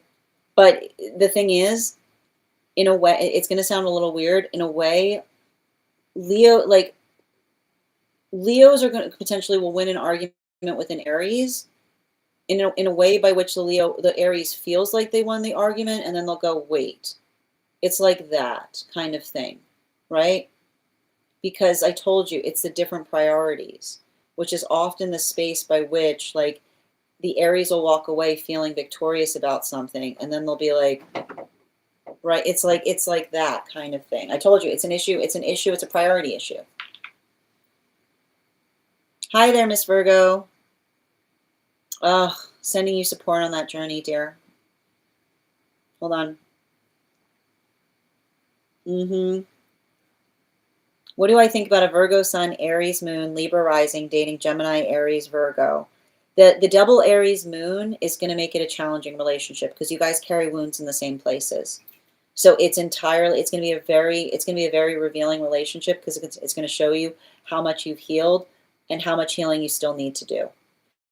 Um, the Gemini energy with the Virgo can sometimes be challenging because Geminis are very dynamic and Virgos are very exacting. So being able to make room for your differing tastes on things might be a little bit of a challenge. It's not that it's impossible, right? You guys have a lot of like possibility in terms of giving each other. If you guys are in the space of being critiqued, it's going to be a great relationship because you're going to get a different perspective on things. If you have a hard time receiving feedback, that's going to be a challenge spot. Thank you, Bluebell. Yeah, all Leos are super emotional. Not all. I mean, I don't know. I wouldn't say all Leos are emotional, but there's a lot of Leos want to lead with emotions. You know, like a lot of the space by which like Leos don't ever want to leave emotions behind. So I don't describe it. I don't describe it as emotional. I describe it often as compassionate, like the space by which one wants to take like I told you, there's very like the joke with most Leos is you cannot shake within a Leo's construct the fact that deep in their deepest like heart, they firmly believe that everything could potentially be fixed with the right hug. like, like no matter what the Leo's saying, like underneath it is like, have you tried hugging them? Oh yeah, but was it a good hug? Like was it a good hug, or did you like was it like a not a good hug? Like Leos firmly believe, like it's just like they're like, have you tried hugging them, right? It's like they can't shake the feeling that there's nothing that a hug can't fix. My person is a Pisces, sending you so much support, dear. Yeah, it is intense. The last relationship was me, Leo, with Aries. Yeah, that's also the Scorpio moon in there too. All right, my friends, we're going to get started on today's Daily Collective. As I mentioned, if you'd like to get on the list today, the list is open. It's a great time to get on the list. You'll be the second person read for.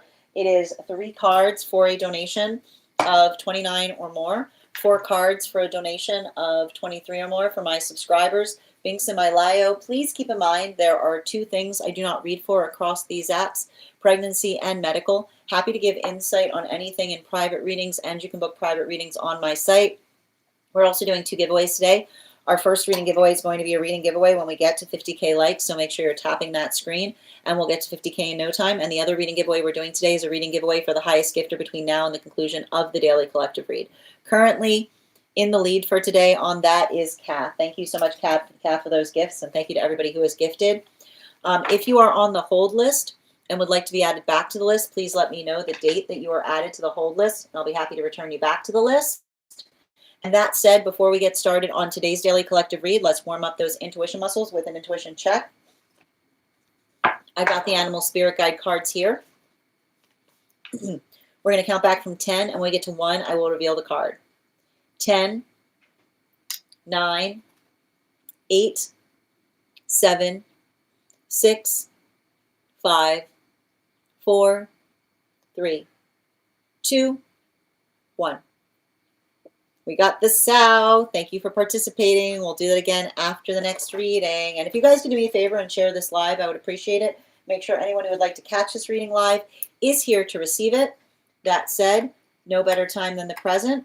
Why don't we get started?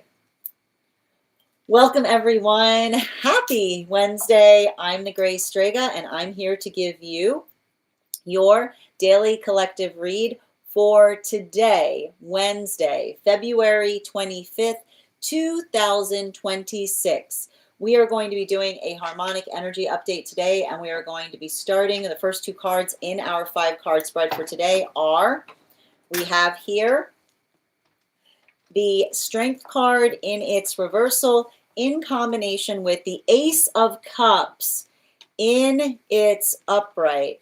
Let's talk a little bit about the energy that we're currently experiencing and how it is impacting our relationship cycles. I'm going to describe this. I was saying this before we started the podcast. This is a very intriguing eclipse energy. You might be noticing this. Typically, the eclipses are extremely intense. Now, this eclipse, and one of the reasons I feel like this eclipse might not necessarily feel as intense has to do with the fact that there is the space by which the totality is occurring isn't necessarily seen. Okay, the totality of the eclipse that we currently experience was not seen by many. It was all the way out in Antarctica. And so we also see the fact that we're working through Piscean energy in the space of the eclipse. Now, eclipses don't bring out things that are not already there. They often work as amplifiers in the way that I read for the energy. So what do we see is the benefit to working through this type of energy, right? It's working through the feelings that one is not aware of, right?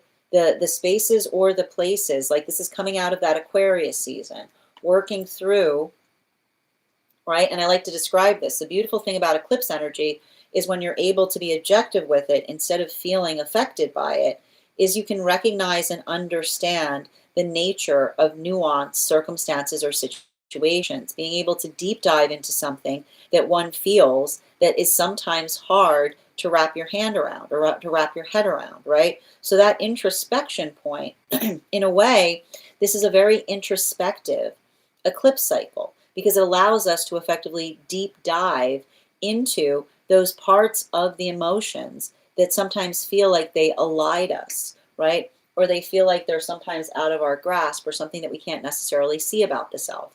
Now, at the same time, and I want to kind of articulate this, I was talking about this again before we started the podcast. Tomorrow, we've got Mercury retrograde season starting. This is just your daily reminder to say that not every Mercury retrograde is the same Mercury retrograde, okay? This is much like why we identify the fact that we say that eclipses are chaotic. It's not the fact that eclipse energy is chaotic. It's chaotic because we can't predict what the energy will be to a certain extent, because when we think about the eclipses as amplifiers, they take the energy that we're currently in and they just crank it up, right? It's the space by which the chaos that we feel is actually the amplification of the energy that's already there. Now, one of the things we recognize with Mercury retrogrades is Mercury is often the space by which we want to move very quickly through things, right? Mercury is very fast energy. It's the energy that wants to kind of zip along. Now, the space by which we understand, and this is why I actually feel like this Mercury retrograde might actually be a steadying Mercury retrograde, right? Because what do we identify as happening right now with this full moon that we've got coming up in Pisces, in like that's happening in Virgo, right? It's feeling the energetic rush of Pisces, and then what do you find there? You find precision, right? In Aries. So the work that we do, right? The work that we do to be able to be precise is working through, right, the volatility of emotions that don't affect, right, that don't affect your own ability of finding energetic precision. And so when we think about this, right, when we already think about the fact that we've got this amplification that's happening here with the eclipse and all of this Piscean energy, which already creates a lot of that feeling of energetic rush or the flow state, right? And often potentially feeling some of the overwhelm that sometimes happens when we're going through those situations and circumstances, right? That ability of having Mercury retrograde, like almost slow things down, right? It's almost like it's balance. It almost creates balance when you think about it, right? Because you got the eclipse that goes forward, and then you got the Mercury retrograde that goes backwards, and it understands the torque, right? It's the energetic torque we find that helps us effectively steady situations, right? And that's why we identify, like that is the way, right? That is how we find our own energetic precision on things. Now, this is having a different impact depending on whether you align to masculine, feminine, or where you are on the frequency cycles. And we're going to start first by talking about the energy that is in solitude. And this is effectively the world relationships, or the relationships that are currently working through the lessons that we see in the world card of the tarot, which was effectively these relationship cycles have been happening between the time of the Capricorn new moon in Capricorn season, which was around January 18th, up until the present. Center card for today's spread is, we have here the Magician card, a lot of heavy cards. We got a lot of major arcana that's already coming up in this first row that we're seeing. And what does that indicate? A lot of heavy stuff that's going on. But the beautiful thing that we identify, and this is a continuation of what I was reading for yesterday, this energy is effectively helping us heal our relationship to Aries energy. And why do we effectively say that? There is a misconception on what Aries energy is, right? There's often the consideration or the space by which we see Aries energy as combative. There is nothing combative that needs to occur in Aries, because what you often notice with mature Aries energy is coming into the state of warrior, right? And a warrior is conscientious on what they are energetically combative upon, right? The difference, right? The difference between being, right? The difference between being effectively argumentative, or the space by which one is constantly incensed, versus the space by which one is able to feel energetically validated in terms of what one is energetically bothered about, is to a certain extent a sign of a refined mind, right?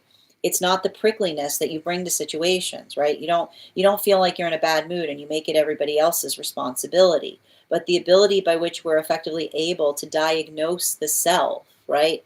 To understand what is effectively something that we need to work on within, which is working versus what we need to work on without, allows us the ability to effectively work through things more effectively. But I need to point this out. A lot of this energy that I'm seeing here is potentially healing, right? I've got two different modalities that I see in solitude right now, which is working through the context of understanding the difference between having a feeling of being validated in terms of how one feels versus situations that feel like they demand complacency from us. And what do we recognize in relationality? Nothing healthy demands complacency, right? Because it's the state by which we understand, right? The state by which we understand that we work towards energetic harmony by being able to articulate upon the things we care about is how we effectively fix things. So what we effectively see that's happening right now is, for a lot of the energy that's doing that work, building into, this is the energy that is either in solitude right now, reminding themselves or working through the space that the emotions, right? The emotions that have directions attached to them are the greatest form of protection, right? Because our emotions, this is what we talk about the wondrous power of emotions. Notice how emotions work. Emotions only fix things if they are enmeshed. Emotions can only fix things if they are enmeshed. And what do I mean by that? That our emotions have the power of fixing everything. They're incredible. Emotions can literally fix anything, unless, but only in the context by which we all share them, right? The enmeshed emotions that allow change to occur. When emotions are not enmeshed, then they need to be what we utilize to diagnose situations, right? Because the observation of recognizing the space by which I understand that our health, that when we understand that our emotions are healthy, when they have directions attached to them, then we present our healthy emotions with directions attached to them to circumstances and situations to assess if enmeshment is energetically possible, right? And in the modality by which we do that, right, we heal, because it's the observation that if that isn't happening, we don't try to work to change it, right? That is what we effectively see that's healing here, right? The emotions can't fix things. The emotions are effectively presented to recognize if there is possibility of something greater occurring. And so this is why we see that these are energies potentially, because I keep on seeing there's some energy right now that potentially moved away from relationship and having to say to someone, well, what happened in that partnership? And someone being like, well, I delivered healthy emotions with directions attached to them and I met neglect. Right? I can see the energy going like I met neglect. I met nothing effectively being affected. Right? And a lot of that energy working through that. And I keep on hearing that that is the observation of healing from energetic neglect, right? The observation or the recognition point, and I keep on seeing this. Like I feel like there's a lot of energy right now in solitude healing from neglectful relationships. And the hard part with neglectful relationships is neglectful relationships are often articulated by mismatched manifestation goals, right? When we care about each other, then we care about what the emotions are asking for. We tend them. So this is what we see that's happening in these new relationships, right? They're having conversations, right? They're having the uncomfortable conversation about emotional needs, right? Understanding, right? Even healing from the fact that that feels needy. I wouldn't be surprised right now if some of this energies has a very unhealthy, like they're working on the fact that they were told that they were energetically needy. But you have to understand, right? The hard part about relationship is what you bring to a good relationship, a unhealthy relationship will articulate is a problem. We're supposed to be needy in relationship because it isn't needy, right? Here's the thing about it. Having needs is necessary. Now, the only time something is energetically needy is if the neediness constantly changes, right? If the needy is here, there, or everywhere, then yes, that is needy, right? Because it is the quality of always being in need and a need that can never be fully addressed. But when we come into the space by which we are very direct upon our needs, then you can't have someone call you needy, but often someone that doesn't want to meet your needs will say that that is exactly what you are. So I keep on seeing that for a lot of the relationships working through this right now, right? They're reaffirming to each other, right? They're reaffirming to each other that we're supposed to bring needs to relationships. What else are relationships like? What else are relationships for if not to have those needs met, right? Like that's what a relationship is. Now, continuing to get clarification, we're going to move into those moon relationships. Man, when I was reading for those moon relationships, how you guys doing? Oof. We got two cards coming out. Complete, and I got to point this out. Sometimes when I'm reading into these energies, the frequencies are similar. They are not similar right now. They are very, very different. Very, very different energy right now. Moon relationships. Knight of Pentacles in its reversal, in its upright with a Chariot card in its reversal. A lot of feelings coming up right now about the past. A lot of healing. A lot of healing, a lot of feelings. Always a little bit of a frustration point there, right? When you receive what you were missing, you get a lot of feelings that are related to the absence of what wasn't there. There's a lot of fast healing that's happening right now for a lot of those moon relationships. And I keep on seeing, right? It's saying to me like the hard feelings are literally evaporating in the energy of the current relationship. And why do we see that those hard feelings they are evaporating as quickly as they come up? Because for a lot of the energy, I want to describe this. These are relationships. It took me a while to be able to, like, it took me forever to try to figure out what's going on here because they took so long to come together. But this is why they took so long to come together, because they were carrying integrity wounds. Why were they carrying integrity wounds? Integrity wounds are created. Integrity is when our yeses stay yeses and our noes stay noes, right? That is what integrity is. So the modality by which these energies have purpose. The energies have a deep sense of purpose. And for the purposes of this reading, the moon relationships that we're specifically speaking upon were the relationship cycles that were focusing on the lessons of the moon card, which were happening between January 18th, which was around the time that Uranus went direct, up until, the Capricorn new moon cycle that we experienced up until Uranus stationing retrograde, which was back in September. So these relationships were taking a very long time to come together. And the reason we see that they were taking so long to come together is because they were carrying wounds by which the energy had a very strong sense of purpose. But they were working through a lot of trauma related to past relationships, that even though the purpose that another person held drew someone towards them, it was also the purpose by which another person said was destroying the relationship, right? They were going through the purpose paradox that often happens when another person isn't coming to us with a sense of integrity, which is the energy that says you can't say that the thing that attracted you to me is the same thing that is keeping you away from me, right? But that's a lot of the energy that was working through that, which is why we see that they were trying to come into relationship with such a strong force field around each other, right? They were very, very cautious, having navigated wounds like that. And what are they finding?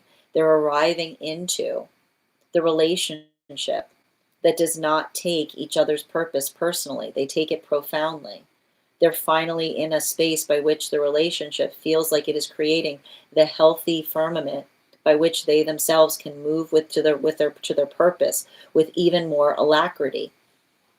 And while at the same time they're moving through that point of divine celebration, there's a lot of rumination that's coming up in relationality to the experience of the past relationships, where that same priority was another person held it with a love-hate mentality, right? Something that another person felt like they idealized, but then once they were in connection with it, started to vilify. So this is why we see that for a lot of the energy working through that and recognizing that they're healing from integrity wounds is happening in relationality to counterpart energy. And that's why we see as soon as it's recognized, it immediately dissipates, because what they're finding is clarifying, but it's not requiring them to hold. Like I keep on hearing, like they're holding through it. They're not going back to something for that reason. It's just creating that deep in clarity. And it may feel like, it may feel like there's a lot of incense there, right? Like they may feel incensed, but I keep on hearing they're incensed because they're recognizing something that they could not see before. That's why I said it's evaporating, because it's incense. Yeah, okay. While we're moving into the temperance relationships, and for the purposes of our reading, the temperance relationships were coming together between the time that Uranus went retrograde, which was September 6th, up until the solstice period that we experienced this summer, which was around June 21st of last year. Clarification between that strength card in its reversal with the Ace of Cups in its reversal. Upright. One card to clarify. Temperance in its reversal. Beautiful. I love that we go to read for the temperance energy and then the temperance card immediately appears. So let's talk a little bit about what are we seeing a bit with this temperance energy right now. It's a lot of snappiness. I see this energy right now very much already moving through a lot of the work that we see that's going to be occurring with that Pisces moon in Virgo, which is like when a lot of things are happening, you get more precise, right? You get more focused. They're just working on hitting the beats is what I keep on seeing.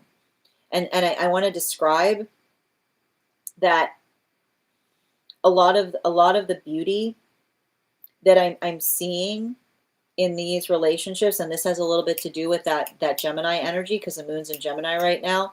Like I keep on hearing, they're working through, they're syncopating. And why are they effectively syncopating right now? Because they're working through a lot of the things that we see that the other two frequency cycles are going through, which is the space by which they see the fact that both, like they recognize and identify around both that there's a lot happening. And when we see a lot happening and we're able to syncopate, then we don't, like I keep on hearing, we don't necessarily wait, we just activate, right? They're trying to get as many things done. But I keep on hearing They're trying to get as many things done for the purpose of being able to be supportive to one another. So I just keep on seeing that that's a lot of the work that we see, because it's like they're navigating a lot of this energy of the eclipse, but working into, I keep wondering, like, just working into like base accomplishments, just like things on the checklist, right? Like there's a lot of that type of energy there. Now continuing to get clarification between the Ace of Cups in its upright and the Magician card in its upright. Can I get one card to clarify, please? Clarification coming through right now with the Ten of Swords in its upright. Let's talk a little bit about this energy that we're seeing right now for the energy in solitude. I think it's really intriguing because I feel like what I'm identifying here is a lot of closing of unhealed, unhealthy energetic cycles. Now, I'm trying, like, the one thing I want to identify, and this is something that we sometimes see, and I kind of said, kind of get ready for this. When Neptune and Saturn move into Aries, it can often create the state by which we experience what feels akin to us, like especially when Saturn moves out of Pisces into Aries, it can create almost like a pseudo Saturn return moment, right? The feeling that something is changing very quickly, or going through a very fast maturation process. And the one thing I keep on identifying about this is working through, right? Like I see a lot of the energy right now, and this is what is kind of beneficial, right? The benefit that we see with an eclipse of this nature, right? And I want to describe this, especially with the fact that the totality was all the way in a space by which nobody could see the totality of this particular eclipse. It works upon the difference between the stated change versus the active change is everything that I'm identifying there. And what do we effectively mean by that, right? I see a lot of that energy working through situations and circumstances. Some of this energy in solitude, it's not the fact that the past isn't coming back towards them, right? It's not the fact that there may be someone from the past trying to come towards them to see if there's something that they can make work. But I keep on getting, and we were talking about this, right? We were talking about this heavily a few weeks ago, right? The best relationship you'll ever experience will make you feel things that you've never felt before, right? An energy that often articulates that one desires to move towards relationship, but then says once they're in one that they can't navigate the intensity, right? Like I literally see situations by which there's some energy in solitude healing because a relationship was going very, like it was going, like it was getting very intense, right? Which is a good thing. Like literally someone being like, this is great, it's intense. And another person saying, I can't handle the intensity, right? And that's why I keep on seeing that some of this energy is navigating situations with a sense of devastation, right? Because what happens when another person is experiencing the intensity of a relationship and then they say, I can't handle it, it's too intense, and they move away from it, right? The intensity has diminished. And then someone will come back and say, I'm ready to try again. And someone says, of course you're ready to try again, because you're only steady in the beginning of relationship. You've articulated the quality and condition that you can't handle the intensity of being within one, right? So it's often the energy, there's energy in solitude that is recognizing energy that's always in a constant state of readiness, but not able to navigate the steadiness, right? It's not enough to be ready. You have to be steady, right? You have to be, it's got to be ready. This is why we say ready and steady are the two qualities of moving towards a manifestation goal, because readiness is like readiness Readiness is always Aries energy, right? Readiness is like starting. It's like the starting bell, right? Steadiness is being able to hold the condition that is not readiness. It's being able to be existing within something, right? And so I literally see energy that's navigating the fact that they were trying to get steady with someone, and someone said, I can't handle the intensity of going steady. And then they left, and then the energy is coming back and going, I'm ready. And being like, of course you are. You're always ready, but you're not steady, right? You're always ready. You're always ready, but you're not steady. The readiness is not the problem. It's the steadiness that we need to work on, right? And this is what we often see, right? This is what we often see between the change between Pisces to Aries, right? That's Pisces to Aries. Pisces to Aries is readiness and steadiness, right? You gotta be readiness and steadiness, and the qualification of the lesson that's coming through some of the energy in like, and that's what I keep on seeing, like literally some energy that's trying to start a new relationship, right? And in the midst of them trying to start a new relationship, they've got someone coming back going, I'm ready again. I'm ready again. I'm ready again, and being like, yes, because that is what you occupy. You're constantly in a state of readiness, because if you're not ready to feel the new emotions, this is why we talk about emotional intelligence isn't understanding emotions. It's having the capacity to feel new ones, right? If you're not in the space by which you can't handle the capacity to feel new emotions, you're constantly in the state of readiness, but you're not securing into the state of steadiness. So this painful, because I see some energy that's like, someone literally being like anticipating it, somebody coming back and being like, I'm ready again. And someone being like, oh, you dear thing, of course you are, right? Like always in the space of ready again, but it's not about the readiness, it's about the energetic steadiness. So I feel like that's hard, because I either see energy that's working through that right now, potentially trying to heal in solitude in the space of another person trying to come back towards them and trying to articulate the difference between ready and steady, or energy that's building into connection, explaining the quality by which they feel like they're constantly in a space with another that they're working to heal from, by which it's on, like this is what happens with on again, off again energy, right? Someone who is addicted to the ready part of a relationship, and just recognizing and identifying it and holding grief about it, and almost potentially articulating to each other the fact that they're anticipating that that energy is going to try to come back in, right? They're like preparing each other for it, and they're like literally looking at each other being like, I know, I've been there, right? Continuing to get clarification between the Magician card and the Knight of Pentacles in its upright. I like those two cards together, man. Look at that moon energy. Magician with a Knight of Pentacles. Clarification, 4 of Cups in its reversal, right? And this is what I said. Like, you want to talk about that Aries energy. This is why those moon relationships are going through a celebration moment. No hard feelings, right? Hard feelings, no hard feelings. I literally see like the hard feel, like all hard feelings, no hard feelings. That's all I keep on seeing here. It's like the hard feelings come up, gone. Hard feelings, gone. They're just coming up. They're going up. They're coming up so fast, and they're being swept away just as quickly. Because the observation of them finally being in a relationship where their purpose is not being seen. I keep on hearing they're finally in a relationship where someone isn't addressing their purpose as third party energy. They're saying they're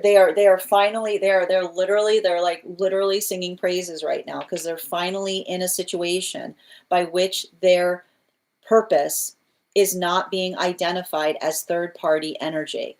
It's the energy that sees the purpose as profound, not third party. And that's why I see the energy going, oh my goodness, like it's like the energy. It's the energy that's finally experiencing that, and now they're able to see, right, the relationships that lack the integrity, the integral aspect of holding the purpose profoundly. Because when we don't share purpose, unified purpose, or a unified respect for purpose, we identify purpose as third party. We look at the purpose as getting in the way of the relationship, instead of understanding the sacredness by which we hold each other's purposes profoundly. A lot of feelings there, but also like it's the awareness by which they're able to find the steadiness as we continue forward. Now, for those temperance relationships, clarification between Knight of Pentacles and the Chariot energy in its reversal. Page of Swords in its reversal. the one thing I want to describe that's potentially happening right now for the temperance relationships, it's a tender time. They're going through an expansion process. And what I keep on seeing is they're changing. They're changing in positive ways, right? And I keep on seeing the changes that they're effectively bringing towards things, right? They're navigating the quality and condition by which they themselves are changing. And I keep on seeing that, or even the way that others are changing around them, right? And so I keep on getting, it feels like a fast maturation process for a lot of that energy that is deep within divine union right now, because I can almost see the fact by which, and this is what we can kind of recognize that is happening is I feel like there's something there by which the energy feels like they can't work fast enough. And I think that that's what is effectively changing, which is the energy that's almost saying perhaps, and this is what I meant about the benefit of a Mercury retrograde during a Pisces eclipse, right? But a Mercury retrograde in a Pisces eclipse season, and I know this is going to sound a little strange, is the space by which one feels saying, if instead of going fast enough, what if I went slower? Is what I keep on hearing, like, what if I went slower? But this is what I mean, right? Because it's not allowing the self to get frustrated in terms of trying to do everything. But I keep on hearing setting a healthy pace for the self, right? Identifying and recognizing what I keep on hearing, how can I, instead of being faster, looking at situations and saying, how can I be more effective, right? And so I wouldn't be surprised right now if that energy is working upon conversations on efficiency and innovation, right? The observation of being able to find, right? I keep wondering, exquisite systems allow us to do effective things, right? I keep wondering, everything can be done, right, if you find an exquisite system that allows one to be able to do it. So I feel like I see that energy going, I am like they're on the hunt for an exquisite system, is what I keep on seeing. Like that's that eclipse energy, right? They're like, I am looking for the exquisite system. So, and I think that that's helping because they're not being so hard on themselves, right? They're not trying to move faster. They're trying to move more exquisitely. Now, continuing to get clarification between the Temperance card in its reversal and that Ten of Swords in its upright. One card to clarify, please. Two cards coming out. It's Pisces season. Ooh, look at those two. Moving back into the energy and solitude, we've got here the Hierophant and the Nine of Cups, right? That's a continuation of what we just saw with the Temperance energy. How can I build a better bridge, right? How can I build a better bridge? But this is nice though, and it's interesting too, and I like this because we must have an alignment day, because often the space by which we see the energy deep within divine union connecting into the message of the energy in solitude, we start seeing that there's alignment days that we often come into. And so it feels like there's something, even though these relationships are going through different things, there's a lot of unified alignment in relationality to working through, right? Again, Pisces moon with a Virgo full moon in Pisces season, how can I build a better bridge, right? This faster, you can't, there's a limit to how fast you can do something, but you can always look at ways to make more systems more exquisite, is what I keep on seeing. And so I feel like that's something really important because, and I want to stress this, there's an argument that's happening right now for energy in solitude. And I want to describe, there are some contra moments that are coming into conclusion. And what do I mean by a contra moment, right? I often describe when I'm reading a contra moment in the modality by which we're going through two different paths, but they're going in different directions. And sometimes you see this when energy is not in alignment, right? The space by which another person is being perpetually patient, right? And another person is perpetually learning, but the space by which another person, every time a person is patient and another person takes their patience for granted, they become, right?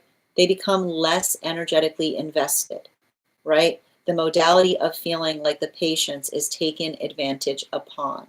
So what we see that's potentially has happened for some of the, and every time another person goes through an energetic process by which they damage something and then they're able to repair it, they feel the fact that their confidence in something grows more. So what we're effectively seeing right now is there may be some energies in solitude that are healing from a moment that has become too contra in order to be able to perpetuate, which is the space by which, again, somebody who effectively moved away from something the way that they always do, with the expectation that another person would be there, right? Would be there for them to energetically return to. But the modality by which another person has felt that their own patience was taken advantage so much to such a point that they don't feel available towards it anymore, right? I feel like that's potentially what we're seeing as it relates to some of the healing that's occurring in this moment, right? Another person saying to somebody, we always do this, and another person saying, that's what the problem is, right? The observation of someone that says, but this is our, like somebody trying to say, this is our, this is our energetic cycle, and another person saying, I never signed up for this cycle, right? Like somebody saying, like, I never, this is not the condition, right? Somebody saying this is not the condition. You see that as I pull, like, exactly, you see that, like, as the plug got pulled on, as I accidentally pulled the plug on my mic, right? This is not the condition. This isn't healthy, right? Because I keep on hearing someone who's constantly in the state of readiness instead of steadiness, and the observation of someone who always says, like, oh, I care about you so much because every time I go away you're here, and another person saying that is not the type of relationship that I am aspiring for, right? It's not, I keep on hearing someone say it's not romantic, it's tragic, right? What you're seeing as romance, I'm seeing as tragedy. And so that's the modality by which we see that there may be some deep separations, like some fundamental separations that are occurring right now in the clarification of someone observing someone saying, isn't this romantic? And another person saying, I can't believe you see anything about this romantic. It's profoundly tragic, right? Like what you identify as romance has been the tragedy of my experience, of my existence. And the modality by which another person articulates that is allowing for a lot of that fundamental separation to occur. At the same time, new relationships that are coming together under those mutual circumstances, recovering from moments or modalities that felt like they were relationships that were constantly built upon the hope that they would improve, but never seeing the hope evolve into hearth, right? When we have a healthy relationship, the hope turns to hearth, right? Which is the excitement of having a relationship that becomes the home that we build into. So I keep on seeing that that's a lot of the energy that's potentially articulating upon past counterpart as being a hopeless romantic. Because what do you see with energy that's hopeless romantic? There is energy that is addicted to the hope of relationship, but is never satisfied at the hearth of the relationship, right? So that's the energy that's almost working through that, and they're working through that together. Now, continuing to get clarification between the 10 of swords in its upright in combination with the 4 of cups in its reversal.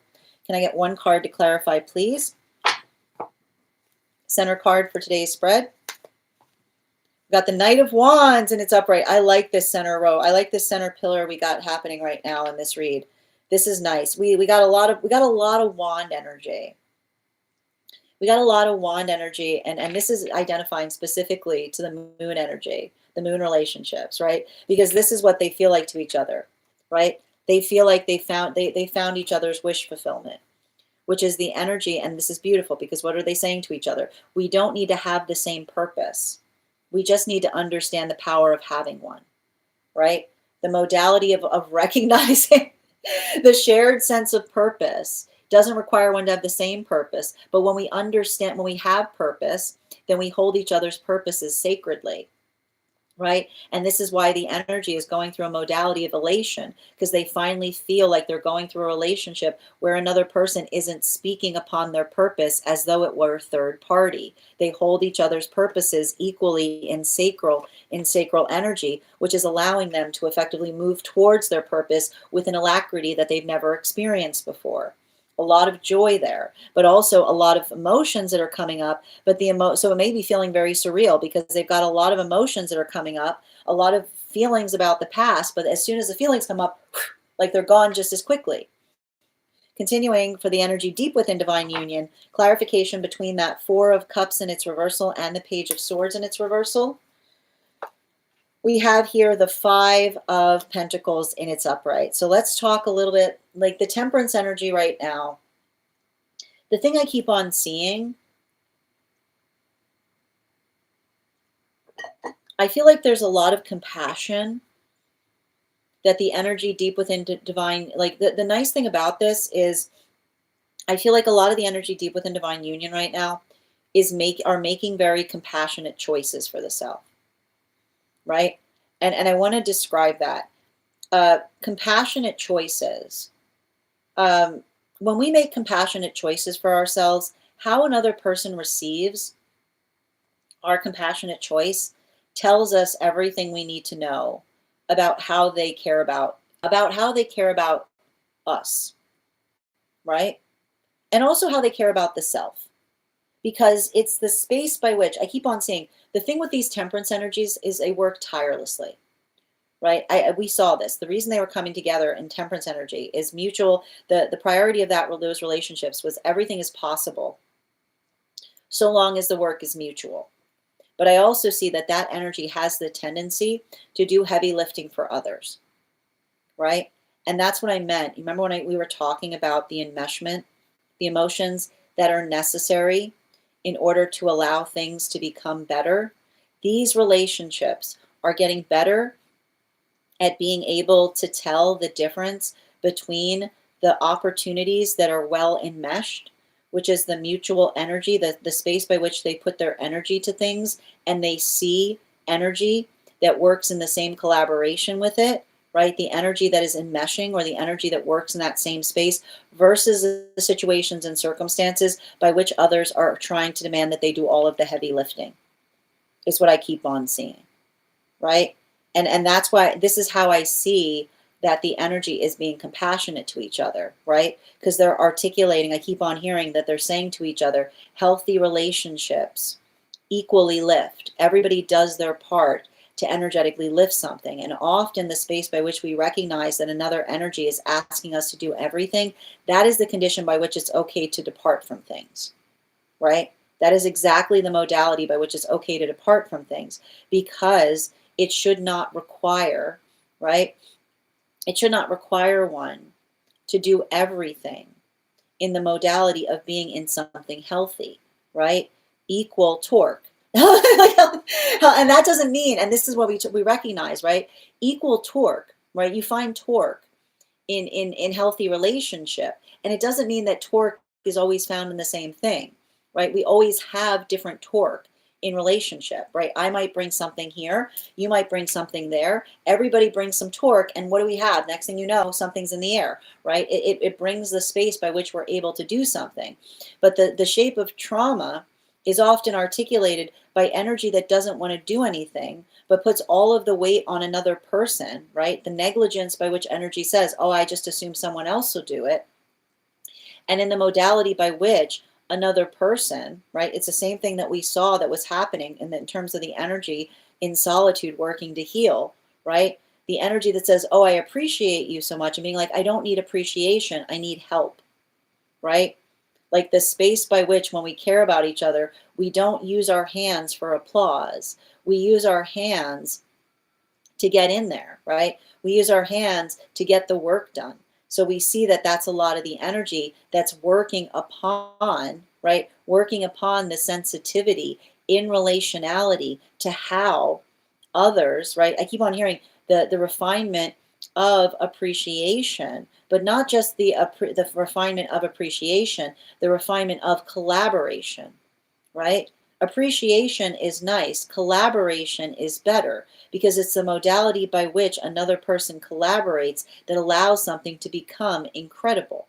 So we see that that's a lot of the energy doing that work. And even as they're doing that work, right, the counterparts are supporting each other and articulating upon recognizing or identifying the quality between collaboration and negligent appreciation.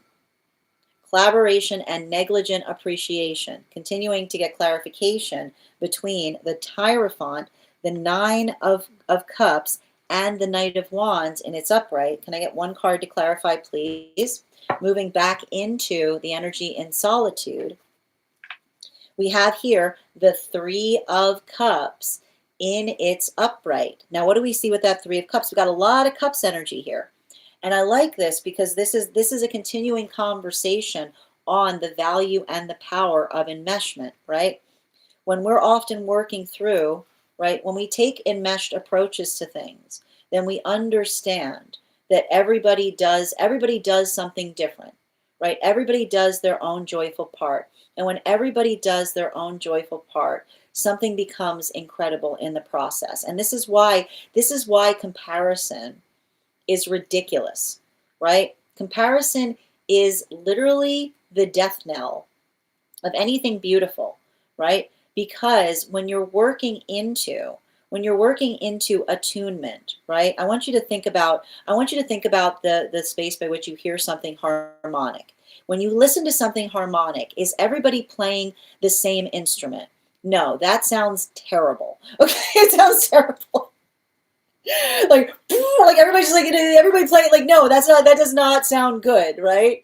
And that's why comparison is absurd, because when you're doing one thing you're like, why aren't you doing it like this? And be like, because it's not harmonic that way, right? We shouldn't be holding each other to each other's standards. We should be attenuating to what we all effectively bring to things.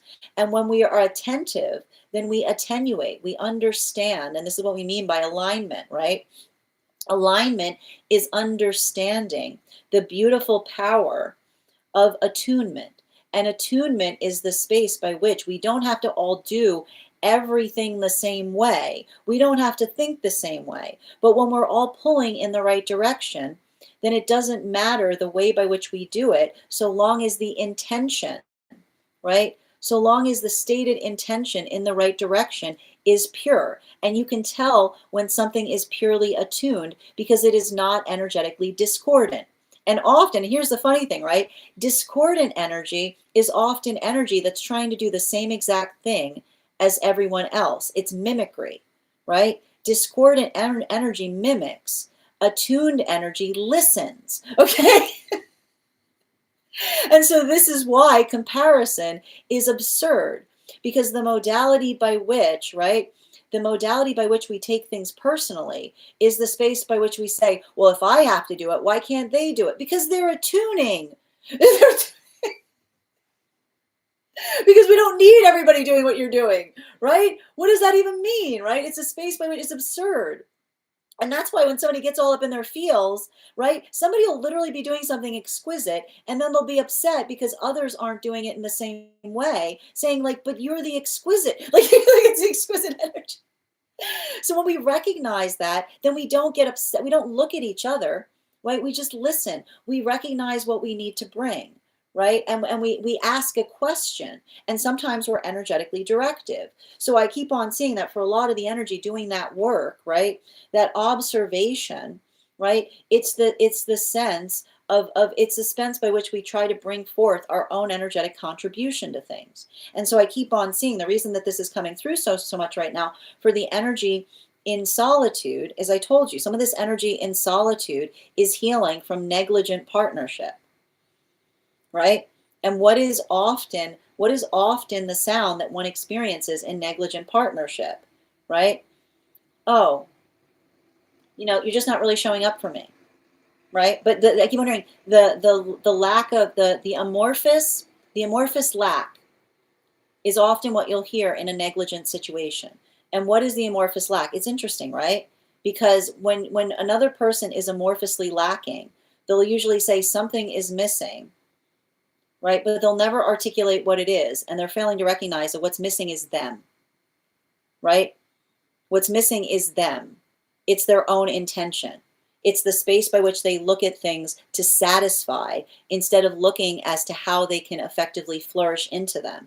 And this is why we talk about the fact that there is no relationship on this earth that will fix your lack space.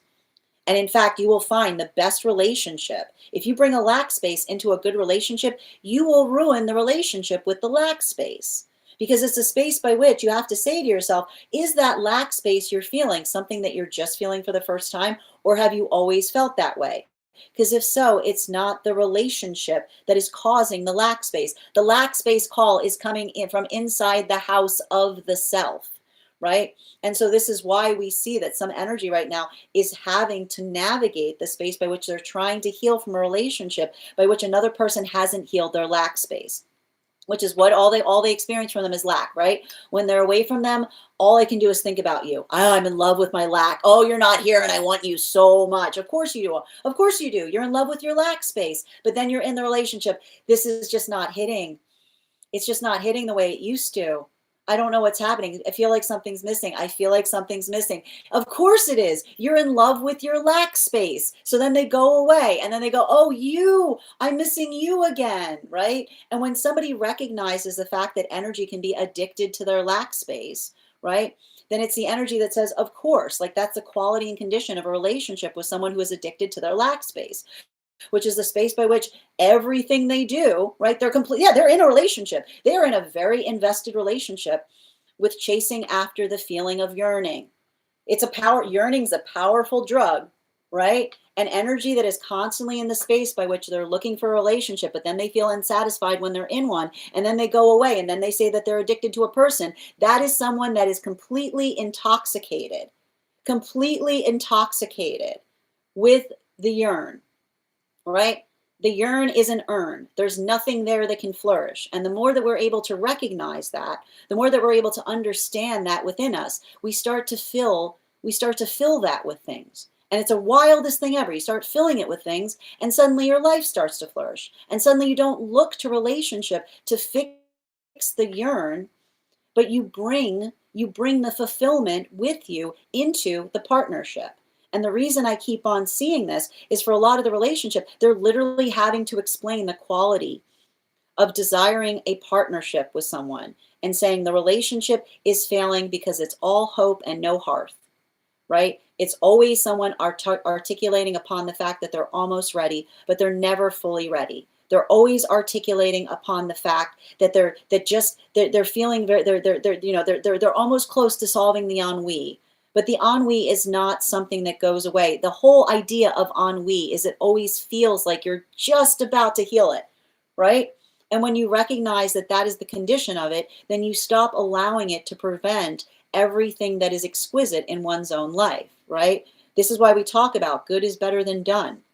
That the observation of recognizing that there's always a feeling of imperfection, even as we're moving towards perfection, it doesn't go away. We just make peace with it.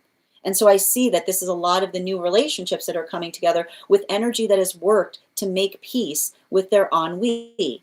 Continuing to get clarification between the Knight of Wands in its upright and the Five of Pentacles in its upright. One card to clarify, moving towards those moon relationships again. Boom, 10 of Wands in its reversal. Card's been coming up a lot right now. This is, I want to read for the moon relationships right now, but I feel like I see a lot of these moon relationships hitting an experience of elation right now, right? And the reason we see a lot of that energetic elation that's potentially occurring is because the energy is going through equal parts elation and celebration. So effectively the feeling, right? I told you, the recognition of understanding that they're finally in relationship with energy that does not see their purpose as third party, right? The observation of another person who holds purpose with the same esteem that they themselves do, that is allowing them to move towards their purpose breakneck speed, right? Like I wouldn't be surprised if a lot of this energy is potentially I wouldn't be surprised if this is the type of energy where you're noticing a lot of very fast like relationships that one minute they weren't there and now there's a proposal, or now like they're just like they're like it's like wanting to lock it in. Because I told you the reason we see, and this is what we mean, like these are not spontaneous partnerships that are occurring. These are relationships by which they're feeling, right? They're feeling the profound joy of finally being in a partnership by which another person holds their purpose sacredly, right? Does not articulate the fact that the purpose brought them to them, and now the purpose is standing the way and standing in the way of the relationship. So that's why we see that for a lot of energy, like that expedience is potentially bringing in a lot of that energetic rush that we're identifying there. Final card for today's spread, moving back towards those temperance relationships, clarification between our Three of Cups with the Ten of Wands in its reversal. One card to clarify, please. Clarification coming through right now with our Six of Swords in its upright. I got to talk a little bit about these temperance relationships right now, because what we're effectively seeing, the thing I want to identify with a lot of these temperance relationships is there's a lot of, I want to describe it as there's a lot of healing that's occurring there. And a lot of that healing is coming through as a result of working through old wounds right now, right? And what do we identify? Like the state by which we work through old wounds. And I want to describe this. A lot of this, when I describe these temperance relationships, they don't do things. They don't do things for applause, right? They've got a very inherent sense of rightness, is what I keep on seeing, right? The space by which they try to energetically show up is the space by which they identify that is not, I keep remembering, when we have a sense of desire to show up, we don't do that conditionally, right? We do that from within. And so I keep on seeing that for a lot of the energy that is effectively working through those experiences, the space by which I keep on seeing this is a very precise time. I see a lot of this energy that is feeling the space of having to kind of focus and lock in. And that's what I keep on getting, because I feel like I see the energy, the temperance energy, focusing and locking in. And it's either making or breaking the relationships outside of partnership, right? Because it's the space by which you see another person that's trying to lock in or trying to do something in a way that they haven't before. And the space by which, when another person sees, and remember when I said, like, this is what I meant about the alignment day. Remember how I said the shape by which the moon relationships are healing because they're recognizing energy in the past that had a lack of integrity. The same quality by which another person said that they desired something is what they identified as the source, as the problem of the relationship. This is the energy that says that when another person sees us concentrating, right, the energetic respect that they build towards it tells us everything we need to know about them, right? The observation of effectively helping each other succeed is the space by which I keep wondering, the sound of success is giving someone space, is what I keep on hearing. And so I feel like there's something about that message that feels like the counterparts are giving to each other, which is the gift of space that we give one another that articulates the point of care. And I feel like this is the energy that is often works very carefully in protecting the space of each other. So this is why they're almost articulating to one another and saying, be conscientious in relationality to another, like to how others energetically respect, like what it energetically takes for you to energetically work through things, is what I keep on seeing. Because a lot of that work I keep on seeing, it's very interesting. I told you, like, especially with that temperance energy, right? It's like, and I keep on hearing the energy almost say, and be ready for energy to take, be ready for energy, like to take that personally if they're not taking it profoundly, right? like the space by which another person, like it requires the space of not being hard on the self. If another energy is working into the space by which they refuse to acknowledge or understand that, I feel like that's a lot of the energy that says like don't it might hurt, but don't take it personally, because it's almost articulating upon the empathy. Like, pay attention to the empathy is what I keep on hearing. Bottom of the deck, yeah, Ace of Pentacles, right? It's like the Ace of Pentacles, bottom of the deck, says pay attention to the empathy, right? And the empathy that we energetically bring to things is the understanding of the things that happen outside of the self, right? It's not the space by which we're overly, you'll notice this, like often those who like get too focused on the self, like they only see things in terms of the hurdle that it's creating, right? And so when we build into, and this is what the thing about it, when we build in, patience is hard, right? Because sometimes we're being patient, and patience is often the space by which we have to have faith in the things that we're patient upon, right? That's what's so hard about patience, right? Patience is vulnerable, right? Patience is the most vulnerable thing because it requires us to have faith in things. But that's the beautiful thing about having patience. Patience does not mean waiting, right? Patience means you put power towards what you are faithful towards. And when you heal your relationship to patience like that, right? When you say patience and waiting have never been the same thing, right? Patience is sacred. When we think about the fact that patience is what is the activation of what we put our faith toward, right? And we can activate as we're being patient. Like, what are you doing right now? Oh, I'm putting my faith here. What? Oh, is anything happening? No, but I'm continuing to put my faith here, right? I'm actively putting my faith here. I'm actively putting my faith here, right? Because our faith is the hope that something can occur. So when we're building into that space, right, we don't get angry, right? We always recognize that everything we put our faith in helps, right? Helps that grow. And sometimes it grows silently, right? Sometimes sometimes it feels like it stagnates. That's okay. Put your faith in a little bit, put your faith here now. Put your faith here, right? There's a million different places that we can put our faith as we move towards a direction. And when we recognize that, then we don't look, right? We don't look at things that we're waiting on with a sense of aggravation. We look at it as a cumulative process, right? A little bit of faith here, a little bit of faith there, a little bit of faith here, right? And then often the space by which something begins to flourish is all of those modalities or those moments by which the places that we put our faith, right? Oh, I forgot to put I forgot I put some faith there. Oh, look, there it is, right? It starts coming up around us in ways that we couldn't imagine.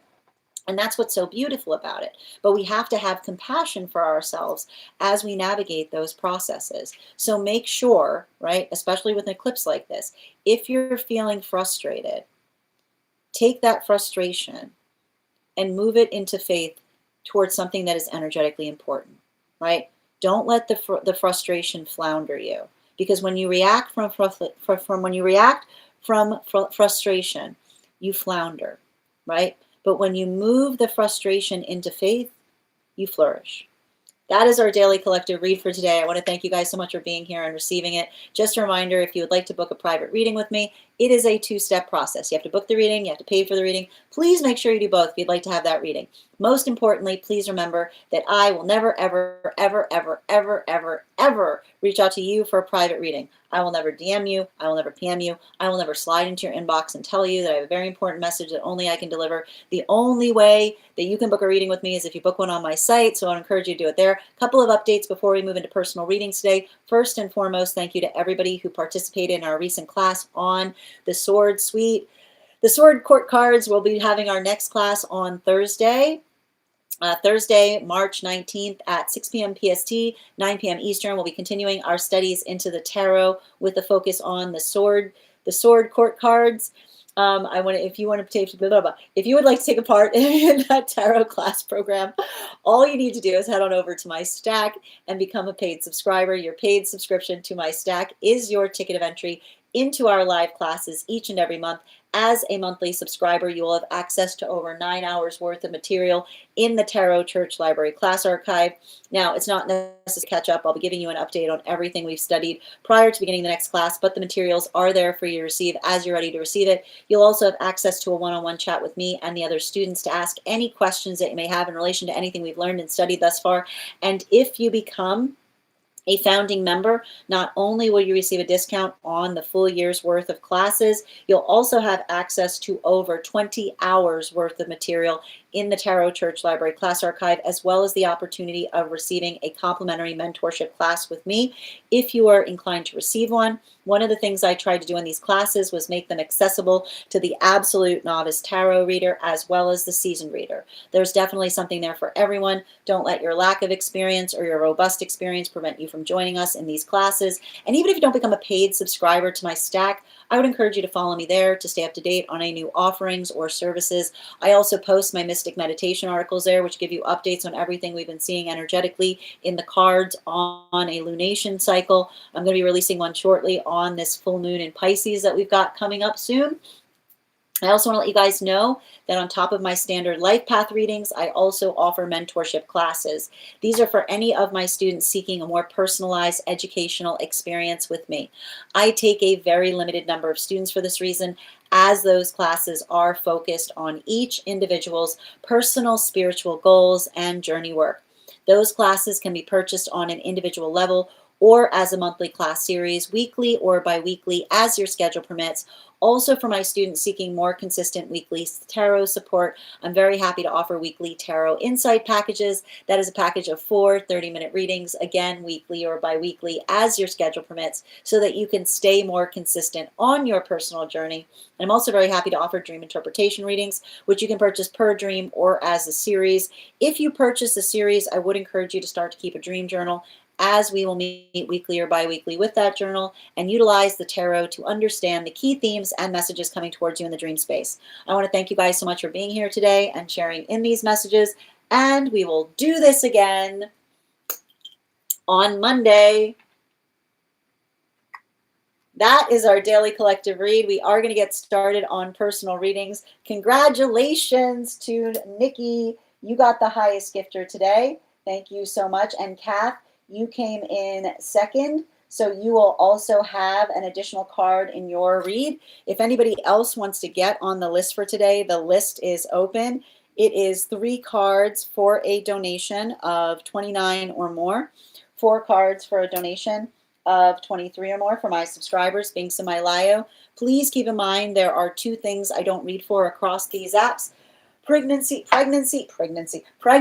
and medical. Happy to give insight on anything in private readings, and you can book private readings on my site. We're also going to be doing a giveaway when we get to 50K likes. We're already at 44K. I'll be gifting a reading back to the collective, so make sure you're tapping that screen, and we'll get to 50K in no time.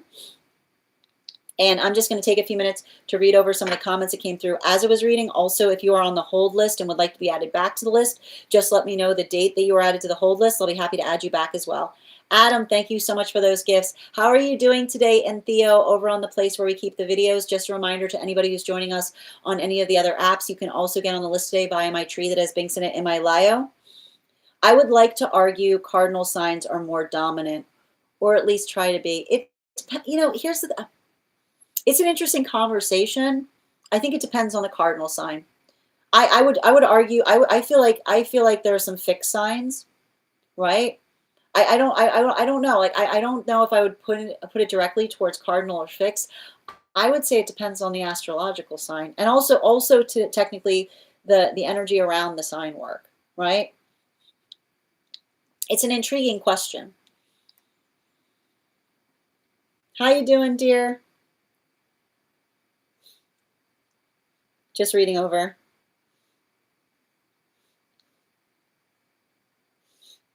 The person on my mind. Yep. And thank you, Per, for getting on the list. You will be the 3rd person read for. If anybody else wants to get on the list right now, you'll be the 4th person read for. The person on my mind is a Scorpio sun, Libra moon. I don't know if that helps or it clashes. Like I said, I feel like a Libra moon The thing about a Libra moon is making sure, like the only thing you have to be conscientious with Libra moons is somebody not doing something noble that they don't tell you about. You know what I mean? Like that's the hard that's the hard thing with the Libra moon, right? Someone being like, what I do today is a greater thing that I do for anyone else. Being like, you have to tell someone you're doing that, right? Like no, like no, like none of that, Like there's a little bit of that, like there's a little bit of a self-sacrificing tendency that we can sometimes see with a Libra moon, that you have to make sure, like making sure that you're not being determinative in relationality to the choices that you're energetically making, if that makes sense, right? It's noble energy. Hi there, Bridget. How are you doing today? Can my Pisces, again, I'm happy to read for you on that, Miss Virgo. If you'd like to get on the list is open. You'll be the 4th person read for. Yeah, Leos are Care Bear. It is. It's true. It's like a Care Bear stare.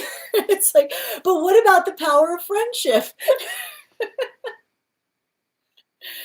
Yeah, oh my God. I've been continually asking my Taurus partner for a hug when we fight. No, that's what Leos do. They're like, can we hug? Can we hug? It's a hug fix. It's so true. He's like, too many hugs. Yeah, exactly. He called you a Teletubby. That's amazing. Well, and I told you, like, that's the thing about it. Like, Taurus are much more, like Taurus are like Taurus also have healing hugs. They're just much more discerning with their hugs than Leos. You know, like Taurus are like, Taurus will literally be in a room and be like, you get a hug. Like, you know, like, that's a Taurus. It's an inner circle hug, you know? Yeah, absolutely. How you doing today, Raw Girl? I was like, but why not? Exactly. Oh yeah, there are 4 dragons in that deck, antisocial. So you have to be discerning on which dragon you're talking about. And Siobhan, thank you for sharing the live and thank you for reposting. Hope you're having a beautiful day, dear. Thank you for the roses, Raw Girl. I know it was far away or not visible, but I felt it. Yeah, we don't hug often, but when we do, we're chefs. Exactly. No, like that's the thing about it. Like Tauruses know exactly, what the hug means to them. They're just a lot more discerning with them. You know? They're like, you get a hug. You get a you were born during a Mercury retrograde. In my experience, Raw, those who are born close to astrological events tend to feel more comfortable within them.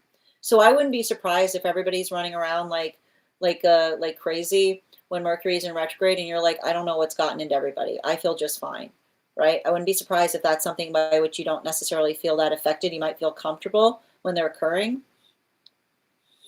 And thank you, Per, for sharing the live, and thank you for getting on the list, dear. 1111, tap to claim, dandies. And Laurel, thank you for sharing the live as well. Oh my gosh, the cats are making a mess together equals toddlers. Your job's cleaning. Yeah, that makes sense. This energy right now is like, I wouldn't be surprised if they're really active because I told you that eclipses is like amplifiers, you know? No time for emotions. Hi there. I can do a reading, Michael, if you'd like to get on the list. We just finished the free reading for the day, so these are now donation based. So 3 cards for $29 or more for non-subscribers. I also do free 1-card readings for super fans if you'd like to become a super fan. Thank you for Confirmation Awakened. You're the first person on the list today. No, you're right. Like none of that runner chaser stuff. Ready, steady, go. Bless your heart. Happy Wednesday, Pisces. How you doing today? Creating an exquisite system so we can all do the things is what I'm working on in partnership. That's beautiful, Minnie. That reminds me of my ex. They thought it was romantic to leave and come back. Yeah, that's what I keep on seeing. Like what they like. I wouldn't be surprised if there's energy right now that's articulating that what another person thinks is romantic has been another person's like the tragedy of their existence. You know. Hi there, Masa. How you doing today? They only come back because that's where they feel comfortable and there's not much options around. Oh, sending you so much support on that. And Hannah, thank you for getting on the list. You will be the 4th person read for. If anyone else wants to get on the list right now, you'll be the 5th person read for. When initially they thought they had a lot of options. Oh, that's terrible, Kath. I'm sending you so much support on that journey. You're so welcome, Masa. I'm so glad these messages connected to you today. Of course, they face the reality that the grass isn't greener. It shouldn't have to take that. Great message. You're so welcome, Kenson. Thank you for receiving it. Christina, thank you for the follow. Yeah, the lack space. Oh, the clarity. They miss someone when it's already gone. Yeah, it's toxic. The phantom partner, exactly. Yeah, go temperance relationships. But what if it helps them more? What do you mean by that, Tanya? Do you put yourself aside? I mean, I need to point out, in a healthy relationship, we can have both, right? Like, that's what a healthy relationship is. We help each other and we don't have to put each other aside in the process of helping one another. Hi there, Opalescent. Healing hugs to you as well, dear. Did I say dance? I don't know if I said dance. I'm not sure, Angie. Thank you, user 921, for the follow. I do my best here, Kenson. Thank you for being here and receiving these messages. Hi there, Viva. Good to see you today. Move the frustration into faith and flourish. Oh, you're so welcome, dear. Thank you for being here and receiving these messages. And Nikki, thank you for those gifts. Looking forward to our reading. 1111 here, and I ran across you. I hope you have a beautiful day as well, Rhodes. You're so welcome, Mom. Potato on potato on potato. Oh, I love those potatoes. I still miss our anglerfish. She was a queen. All right, where is it? Oh, you got it. You sent a baby dragon calf. Thank you. I apologize if I missed it. All right, I've got you on the list, dear. I didn't see the dragon come through, but thank you for letting me know. And if anybody else wants to get on the list right now, you'll be the 6th person read for. If Leos are Care Bears, I'm more Scorpio now with my Scorpio moon. That's so my Taurus daughter. She's a 6. But that's the thing about it, like, you know, I like this though, because like it's so funny because like it is like Taurus with their hugs is like inner circle energy, you know, and they'll be like, you get a hug, like, and that's why when they see Leos, they're like, like they're mortified. Like you see a Taurus, you see a Leo, you see a Taurus sees a Leo hugging, and they're like. Yeah, exactly. I'm always getting sometimes unwanted hugs from my beloved Taurus, but that's a beautiful sign. That means that they really care about you, you know? Leo Sun, Taurus rising. I dislike being touched, but my kids get hugs. That's about it. But that's okay too, right? Because they're like that's probably like that's the Taurus. That's the Taurus rising energy there, right? Yeah. It's complicated. Yeah, understood. I got you, Nikki. He gets annoyed, but sometimes. But here's the thing about it. Like, I need to point this out, and that's the thing with some Taurus energy. Like, Tauruses will act annoyed as they love something, you know, which is like it's not you know, it's not, you know, it's like a lot of it's like that you know what I mean? Only sometimes cancers do that too, right? Where it's like they won't admit that you know what I mean? Like it's like that, you know? Like that's the funny thing with a Taurus. Like a Taurus will sit there and be like they'll roll their eyes and then you won't do it one day and they'll be like, you know what I mean? Like it's like that. Yeah, my mom is a Taurus. That's so true. Some friends I bear hug, but not all of them. Depends on the energy. I know. Thank you for encouraging everyone to tap, Chrissy. We're at 49K. I still think a good hug can fix anything. I won't accept any differing opinions. I'm with you there. But again, you know, it comes with the territory of the sign work. I got you, Kath. Oh, okay. Thank you for letting me know, dear. Okay, so to confirm, we've got Kath, and then we've got Hannah. Thank you for letting me know the order. I appreciate that. It's just a fact.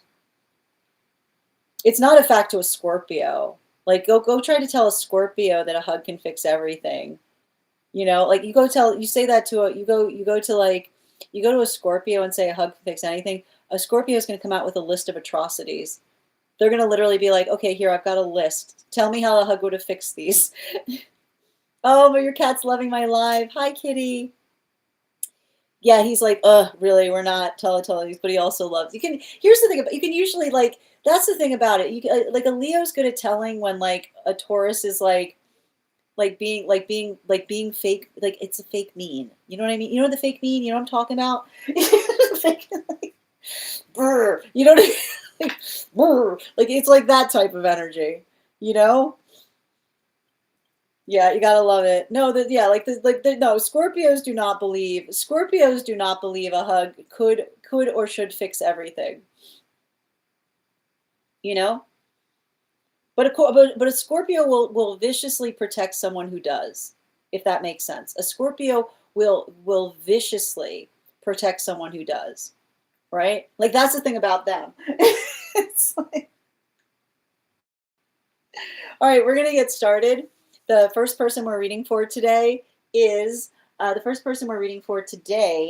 going to be Awakened. Thank you for getting on the list, dear. If you could let me know if we're doing a general reading or if you have a specific question you'd like me to answer. And in the meantime, if you would like to get on the list right now, the list is open. 3 cards for a donation of $29 or more. 4 cards for a donation of $23 or more for my subscribers. Binks in my Lio. Please keep in mind there are 2 things I do not read for across these apps: pregnancy and medical. Happy to give insight on anything in private readings, and you can book private readings on my site. We're also doing, we got to 50K. Thank you guys so much for helping us get to 50K over on the Clock app. We're going to give away a reading as well. So we're going to do the giveaway, and then we'll start the reading.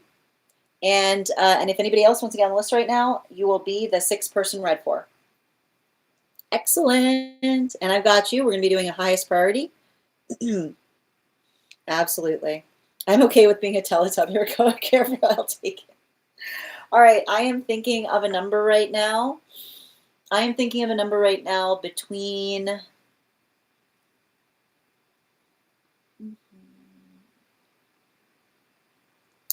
right now between 1 and 39. First person I see that posts a number will get the reading. First person I see, not the first person that posts it. Sometimes I see things. Oop, Per got it. Congratulations, dear. We'll do that again at 100K. And Per, that'll be available to you starting tomorrow. In the meantime, before we get started on the reading, let's warm up those intuition muscles with an intuition check. I've got the animal spirit guide cards here. We're going to count back from 10. And when we get to 1, I will reveal the card.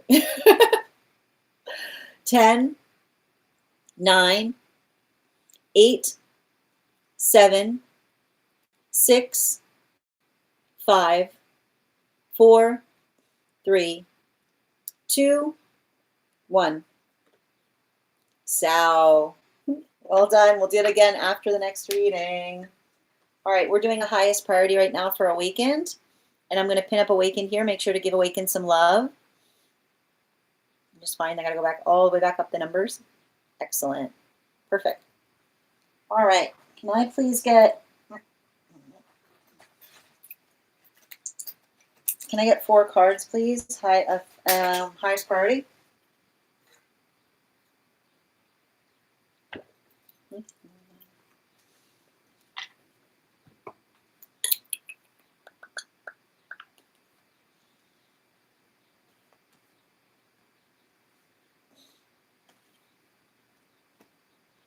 Like the dance of the sugar plum fairies.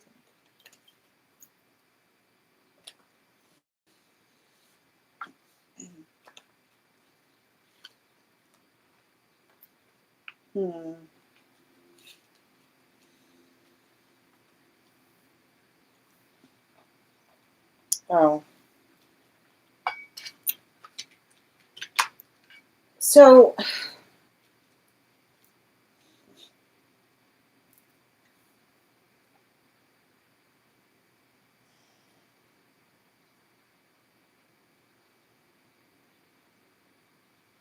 I keep on hearing like rule crazy.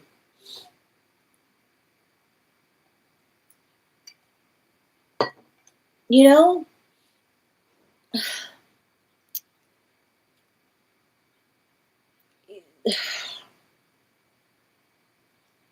I'm getting a lot of messages in relationality to the absurdity of trying to formalize, formalize some systems,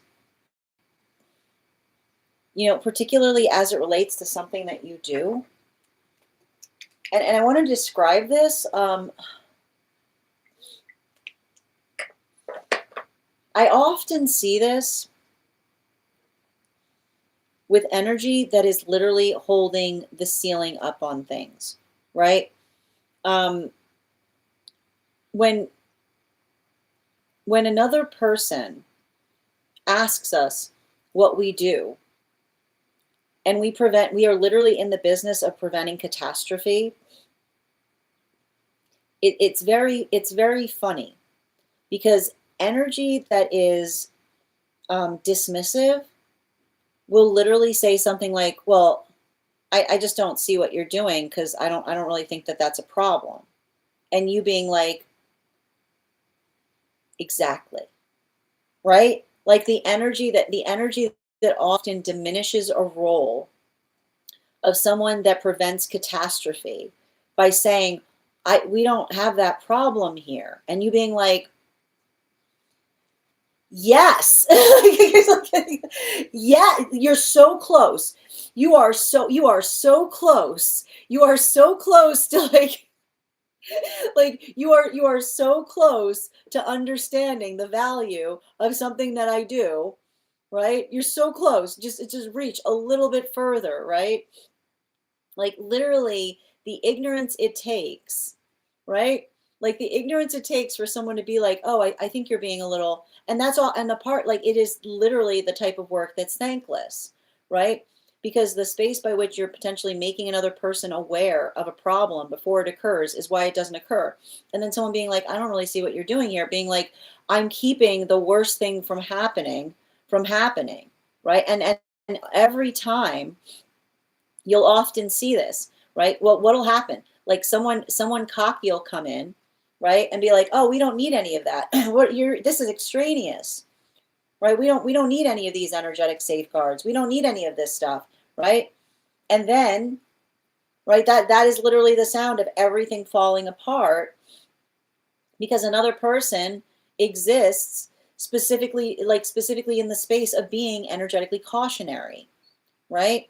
And I think that it has something to do, right? I feel like a lot of this has to do with being appreciated for something that you do, especially in the space by which, and I want to point this out, the space by which we try to keep another person safe is exactly related to how brave we are to say to something that they don't want to hear, right?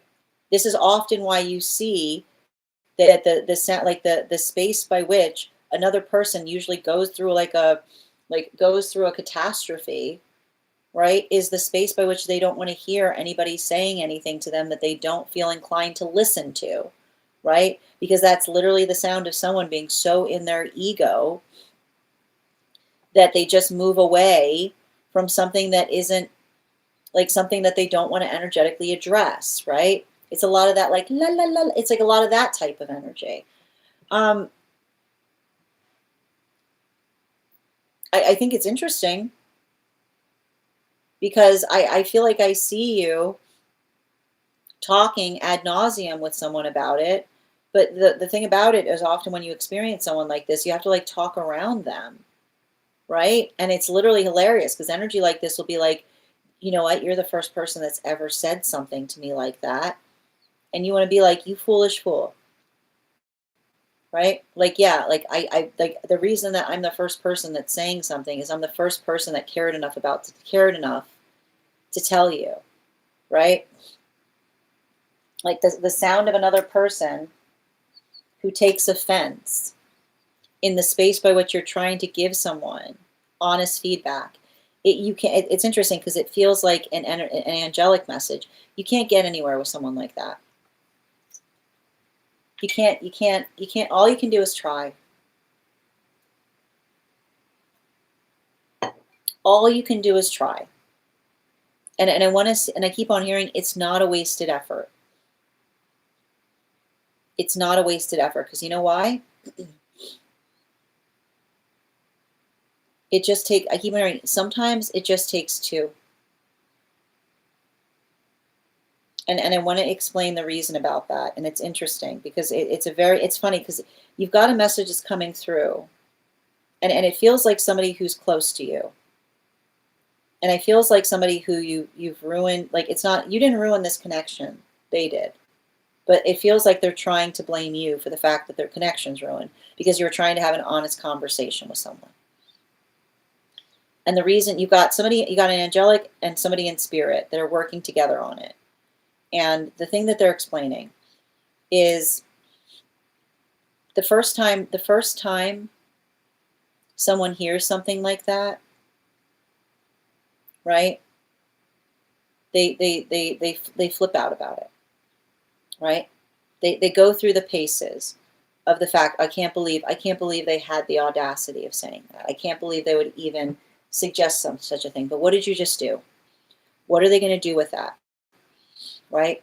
Now they're talking about it. Right? And what you've done is you've given another person the opportunity to show them a point. And what do I mean by that? Right? So now this person is deep in their feels about something that you said, right? And they've got a bunch of energy that's been afraid to say something to them. Okay? And now what's going to happen? They're going to take that to the energy that was afraid to rip off the Band-Aid. And what are they going to say? Can you believe they said that? And every time they say that to another, and they say, can you believe they said that? You're in that room, right? And you've given them, right? That's the conversation that you've given them the opportunity to continue, right? Because all they need to do now, right? You've made it easier, because what do they get to say now? They've got a point, right? They've got a point. When you make someone aware, right? And then they start articulating it to others around them that were too afraid, right? That were too afraid to bear the weight, to bear the brunt of the uncomfortability. You've made it easier for the afraid energy around them to build up upon the audacity that you had, right? That was not a lost conversation. You just gave everybody around them an opportunity to start on the ground that you set. Bottom of the deck. I know it's no consolation. I know it's not a consolation prize. I know it is not something that feels like it makes it better. But I feel like the message that's coming through from somebody on spirit and an angelic that's working through them is saying it was not a wasted effort. And they're saying that this is the reason why. They walked away from you, and you gave everyone around them an opportunity to continue that conversation that they never had before, because they're articulating to everyone the audacity that everybody else is energetically feeling. You took it, and now you took it so that they can take it. So don't feel like that effort was wasted. Thank you so much for having that reading with me, dear. And if this message connected to you as well, it's very common for those who need these messages to be here to experience them. We are doing personal readings right now. If you would like to get on the list, I've got 5 spots available today before the list will be closed. 3 cards for a donation of $29 or more. 4 cards for a donation of $23 or more for my subscribers, Binks and Mylayo. Please keep in mind, there are 2 things I do not read for across these apps, pregnancy and medical. Happy to give insight on anything in private readings, and you can book private readings on my site. I'm going to take a moment to read over some of the comments that came through as it was reading. Also, please remember, a true reader will never ask you to message them directly for a reading. This is my only account, and the only way to book a reading with me is on my site. Just reading over the comments that came through. Excellent. Yes, thank you for confirmation, Awakened. The list is open, dear, and I've got you on it, Lisa. Yeah, wake people up. They don't see it. They will, right? It wasn't wasted. They're speaking specifically upon it's interesting because they're speaking specifically upon two different situations by which you've had to do this. Yeah, this is like my reading. Thank you, dear. This is my reading too. Thank you guys for connecting. This is wild. I see the perspective from a distance and discern and give them the honest feedback. And this is the thing about it. Like that like they're gonna understand that it was honest, right? But it says to me like it wasn't a lost effort. You've given, I keep wondering, you gave everyone around them a profound gift because now they can start from what you said to them. And Christo, thank you for the follow. Is this my purpose? Hold on a minute. It's not, here's the thing, I need to stress this. This is not your purpose. This is helping you come into energy that shares your purpose, is what I keep on seeing. Thank you, Bridget. Like you're moving towards your purpose and you're having to walk away, like you're having to walk away from energy that's not ready to identify.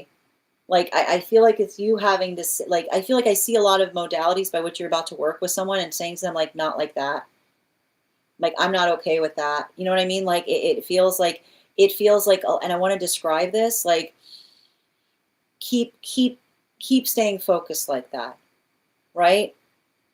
Like the space by which you energetically, I keep on hearing the space by which you energetically collaborate with someone is not going to require you to stand on tiptoes. You're not going to have to stand on tiptoes with someone that you're energetically in alignment with. They're going to say to you, give it to me straight. And they're going to love that about you.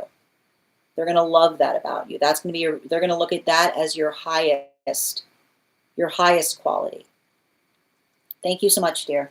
All right, we're going to continue right now. The next person we're reading for is, we've got here Nikki. Nikki, if you're here, can you respond in all caps? Let me know if you'd like a general reading or if you have a specific question you'd like me to answer.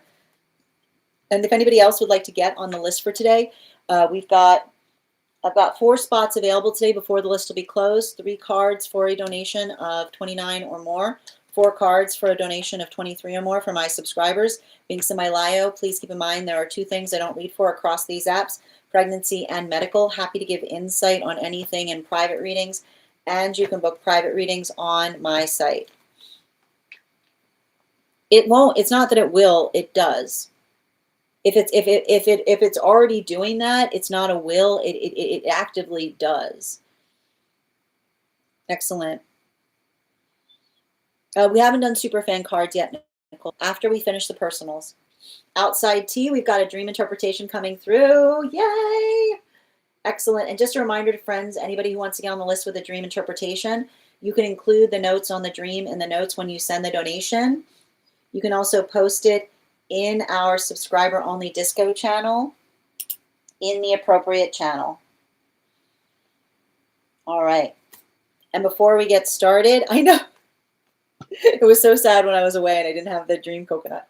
Everybody was like, no, you didn't know how attached we got to it. All right, we're going to continue right now before we get started. I've got the dream. I've got the animal spirit guide card here. We're going to count back from 10, and when we get to 1, I'll reveal the card.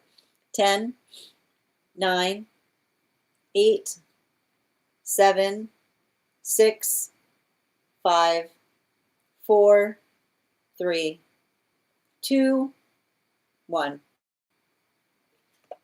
We got the wolf. That jack is tenacious. That's the second time I've had to block that person. All right, let's continue right now. All right. We're doing a dream. I've got the dream here. You know what that means.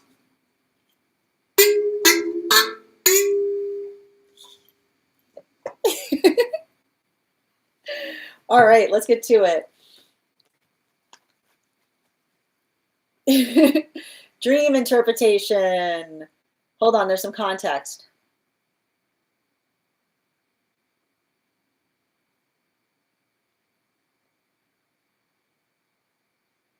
Oh. Whoa. Okay. So there was a little bit of background information. I'm very sad to hear that happened, right? Okay.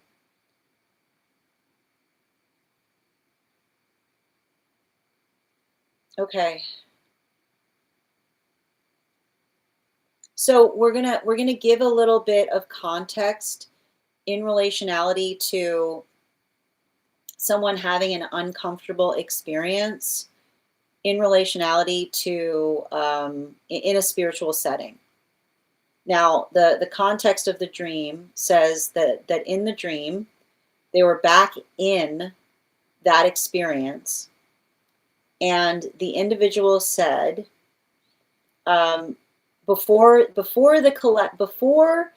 we begin, I need to say something, and they referred to you by name, and then you woke up.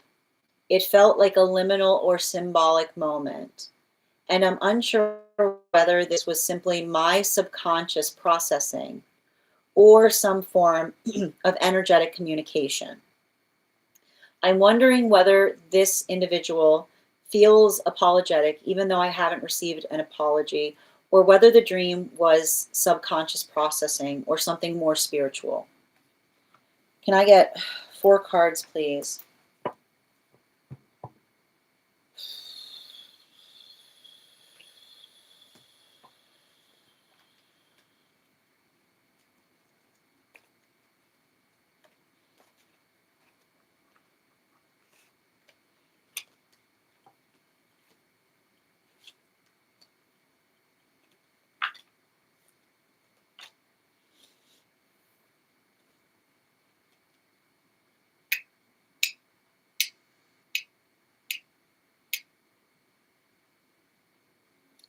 So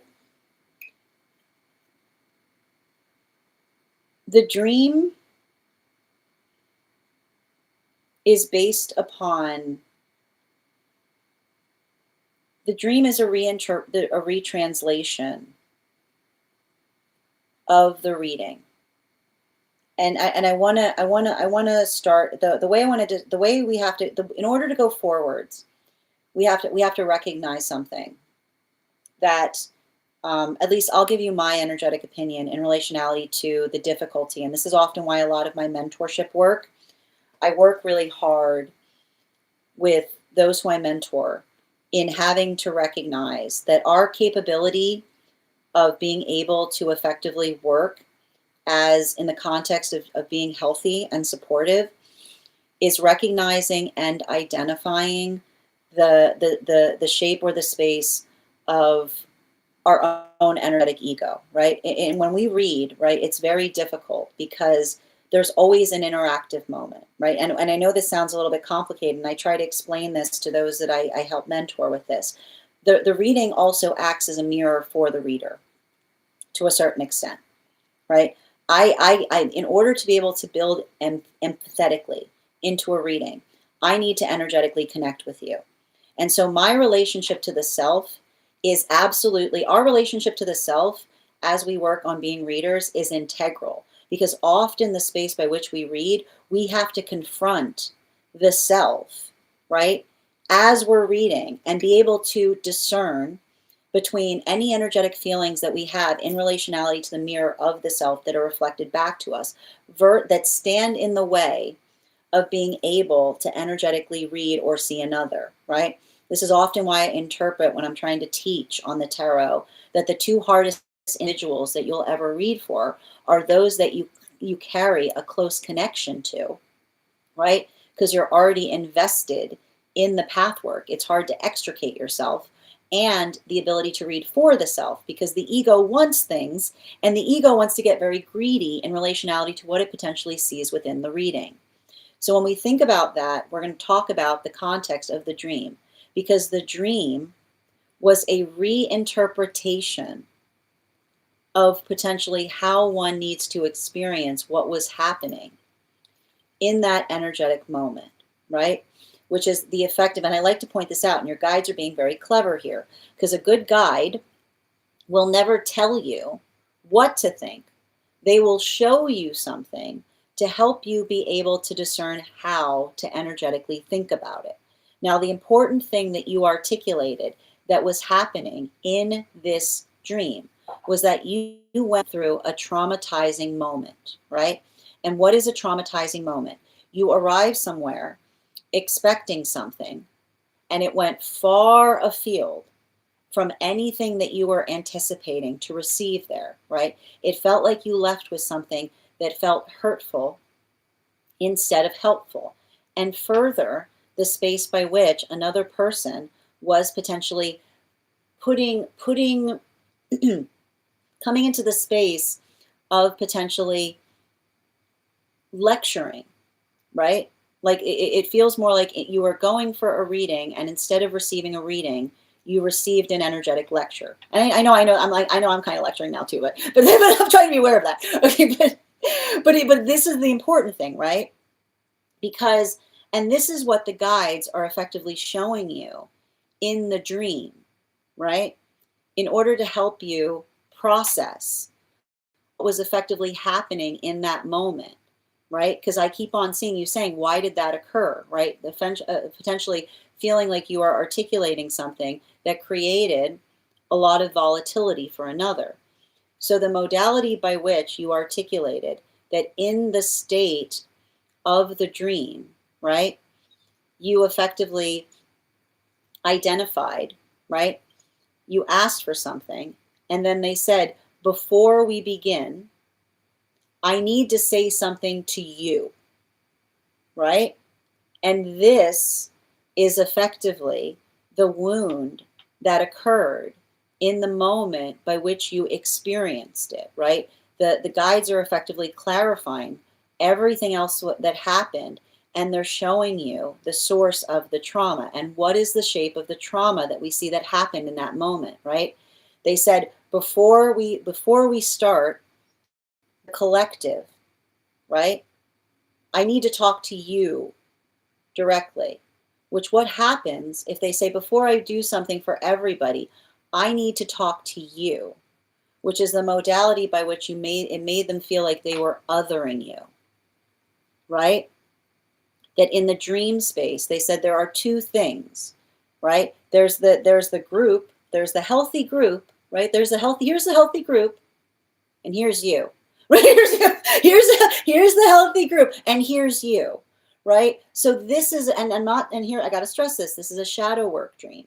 So I'm not saying, and this is the thing that's important about it, I'm not saying that that is what they were intending to do in that moment, right? I'm not saying that that was their state and intention, but this is how the unconscious energetically received it, right? This is the process that the unconscious is happening to. And the modality by which the guides are showing you this is extricating, right? That's the beauty of a dream. Getting rid of all that dross, everything else that they said to you in that moment, whatever else they were saying, right? That is where the pain of the trauma came from. Basically, you articulated something that they did not energetically agree with, and they refused, right? They effectively refused to acknowledge it, to the fact that it made it feel like they were casting you out, right? That is the process of othering. So the modality by which, and that's why the process of othering that was happening there was the modality by which you saw in the dream space, the whole reading, that you didn't miss anything in the dream. That was the end of the dream, right? There wasn't anything else coming after that, or anything they said after that, right? Anything they said after that is inconsequential. Doesn't matter. It doesn't matter anything they said. It was the act by which they said, before I talk to everybody, right? Before I talk to everybody, before I talk to all the harmonious energy, here's the happy little harmony. Then there's you. There's you. But you specifically, we need to have a chat because you're not in the harmony circle. So this is effectively, and here's the thing about it, and this is why we love our guides. Our guides are gentle. Our guides care for us. Our guides never show us, do not say this is how, like, you should be really upset about that. But it's asking yourself, right? And this is what you can take from that dream. Was that their intention? Was that their intention when they did that, right? Or was something about that traumatizing or triggering to a you, to the self, at a modality by which another person made you feel other? I can't answer that. right? I was not there, and it's not my place to do so, right? That is something that only you, right? That is something that only you can navigate, because that is the message by which the guides are showing you, right? The guides were giving you the gift of showing you the trauma to say, that is the core of how it made you feel. How do you effectively resolve that? Bottom of the deck, othering is very dangerous, okay? Now we talk about this, right? And here's the thing you have to understand. The quality and condition by which we desire to other is, we talk about it a lot here, being very aware of the ubiquitous they, right? Something that does not please us or something that we don't understand should not immediately fall into the space of othering, right? Because it's a space by which you say, here's all of us, and then there's you, right? The modality by which, even in the space, and you kind of recognize this here, we don't all believe the same things. I don't need your belief. You're like, I don't need your belief. If my belief rests on your belief, it's probably not a good belief to begin with. That's my personal opinion on things. I know other people disagree with me, but that's effectively why, that's how I create sanctuary here, right? My responsibility here is to protect your belief in things, so long as I feel like that belief is healthy. That doesn't mean that we have to believe the same exact thing. I honor how you believe, and you can honor how I believe. And as long as the way that we believe does not hurt each other, that's my limit. That's my standard. So these are the standards that I set in this space. So long as my belief and your belief don't hurt another, then you can stay. And you've seen this. I will make people leave if they cannot hold that standard. Now, here's the thing. Any sanctuary can set any standard that they choose, right? And the observation, like, it's not my space to create standards, but those are the standards that I hold. So the modality of working through, I feel like the guides were effectively showing you the condition by which something was happening to help you try to define the standards of that space, right? Because the observation of the observation of a space is healthy in as specific as we can be in relationality to understanding the standards that we need to maintain in order to be in the space. That is what sanctuary is. And that's often why, like, sometimes if you enter a sanctuary space, even though you might not necessarily feel like something is relevant, you honor the sanctuary space, but by holding the standards that the sanctuary is asking for. That doesn't mean, right? That doesn't mean that one must. It's the choice that we energetically make. So I feel like the question that the guides are asking is they were showing you that to help you better define what the standards of that sanctified space is. Because the better to be able to and I like to point out, you know how I say this here, healthy standards can be explained, right? A healthy standard is a standard that we hold that also has a reasonable reason behind it, because we have to be very conscientious, because there's nothing our trauma likes more than to hide as a standard. And how can you usually tell that trauma is hiding as a standard? It's a standard someone holds and they don't feel inclined to explain why. So I feel like that's a lot of the energy that was happening in that dream, to help you derive and get a better sense of what was happening, to recognize whether, right, the standards were something that were in alignment with you, something that you had to change within in relationality to how it was received, versus something that felt like it was incongruous to the stated standards of the space by which you are inhabiting. Thank you so much for having that reading with me, dear. And if this message connected to you as well, it's very common for those who need these messages to be here to receive them. We are doing personal readings right now. If you would like to get on the list, we've got 4 spots available before the list will be closed. It is 3 cards for a donation of $29 or more. 4 cards for a donation of $23 or more for my subscribers, links in my bio. Please keep in mind there are 2 things I do not read for across these apps, pregnancy and medical. Happy to give insight on anything in private readings, and you can book private readings on my site. I'm going to take a moment to read over some of the comments that came through as I was reading.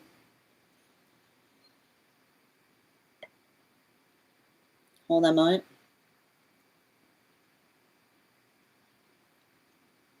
I know, I love the dreams as well.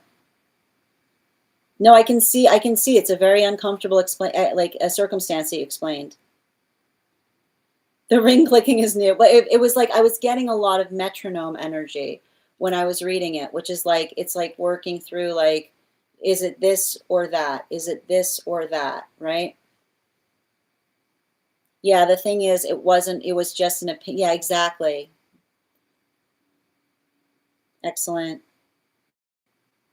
I might, yep. So true. I'm a oh Laura, thank you. I'm a reader too, and this is so true. A lot going on in that process. Exactly, right? And we have to hold our due diligence in and it's not to say that we as readers are sometimes triggered, right? But my equality my ability to read is directly proportional to my own ability to not have a trigger, but recognize the sensitivity of where they rest, if that makes sense.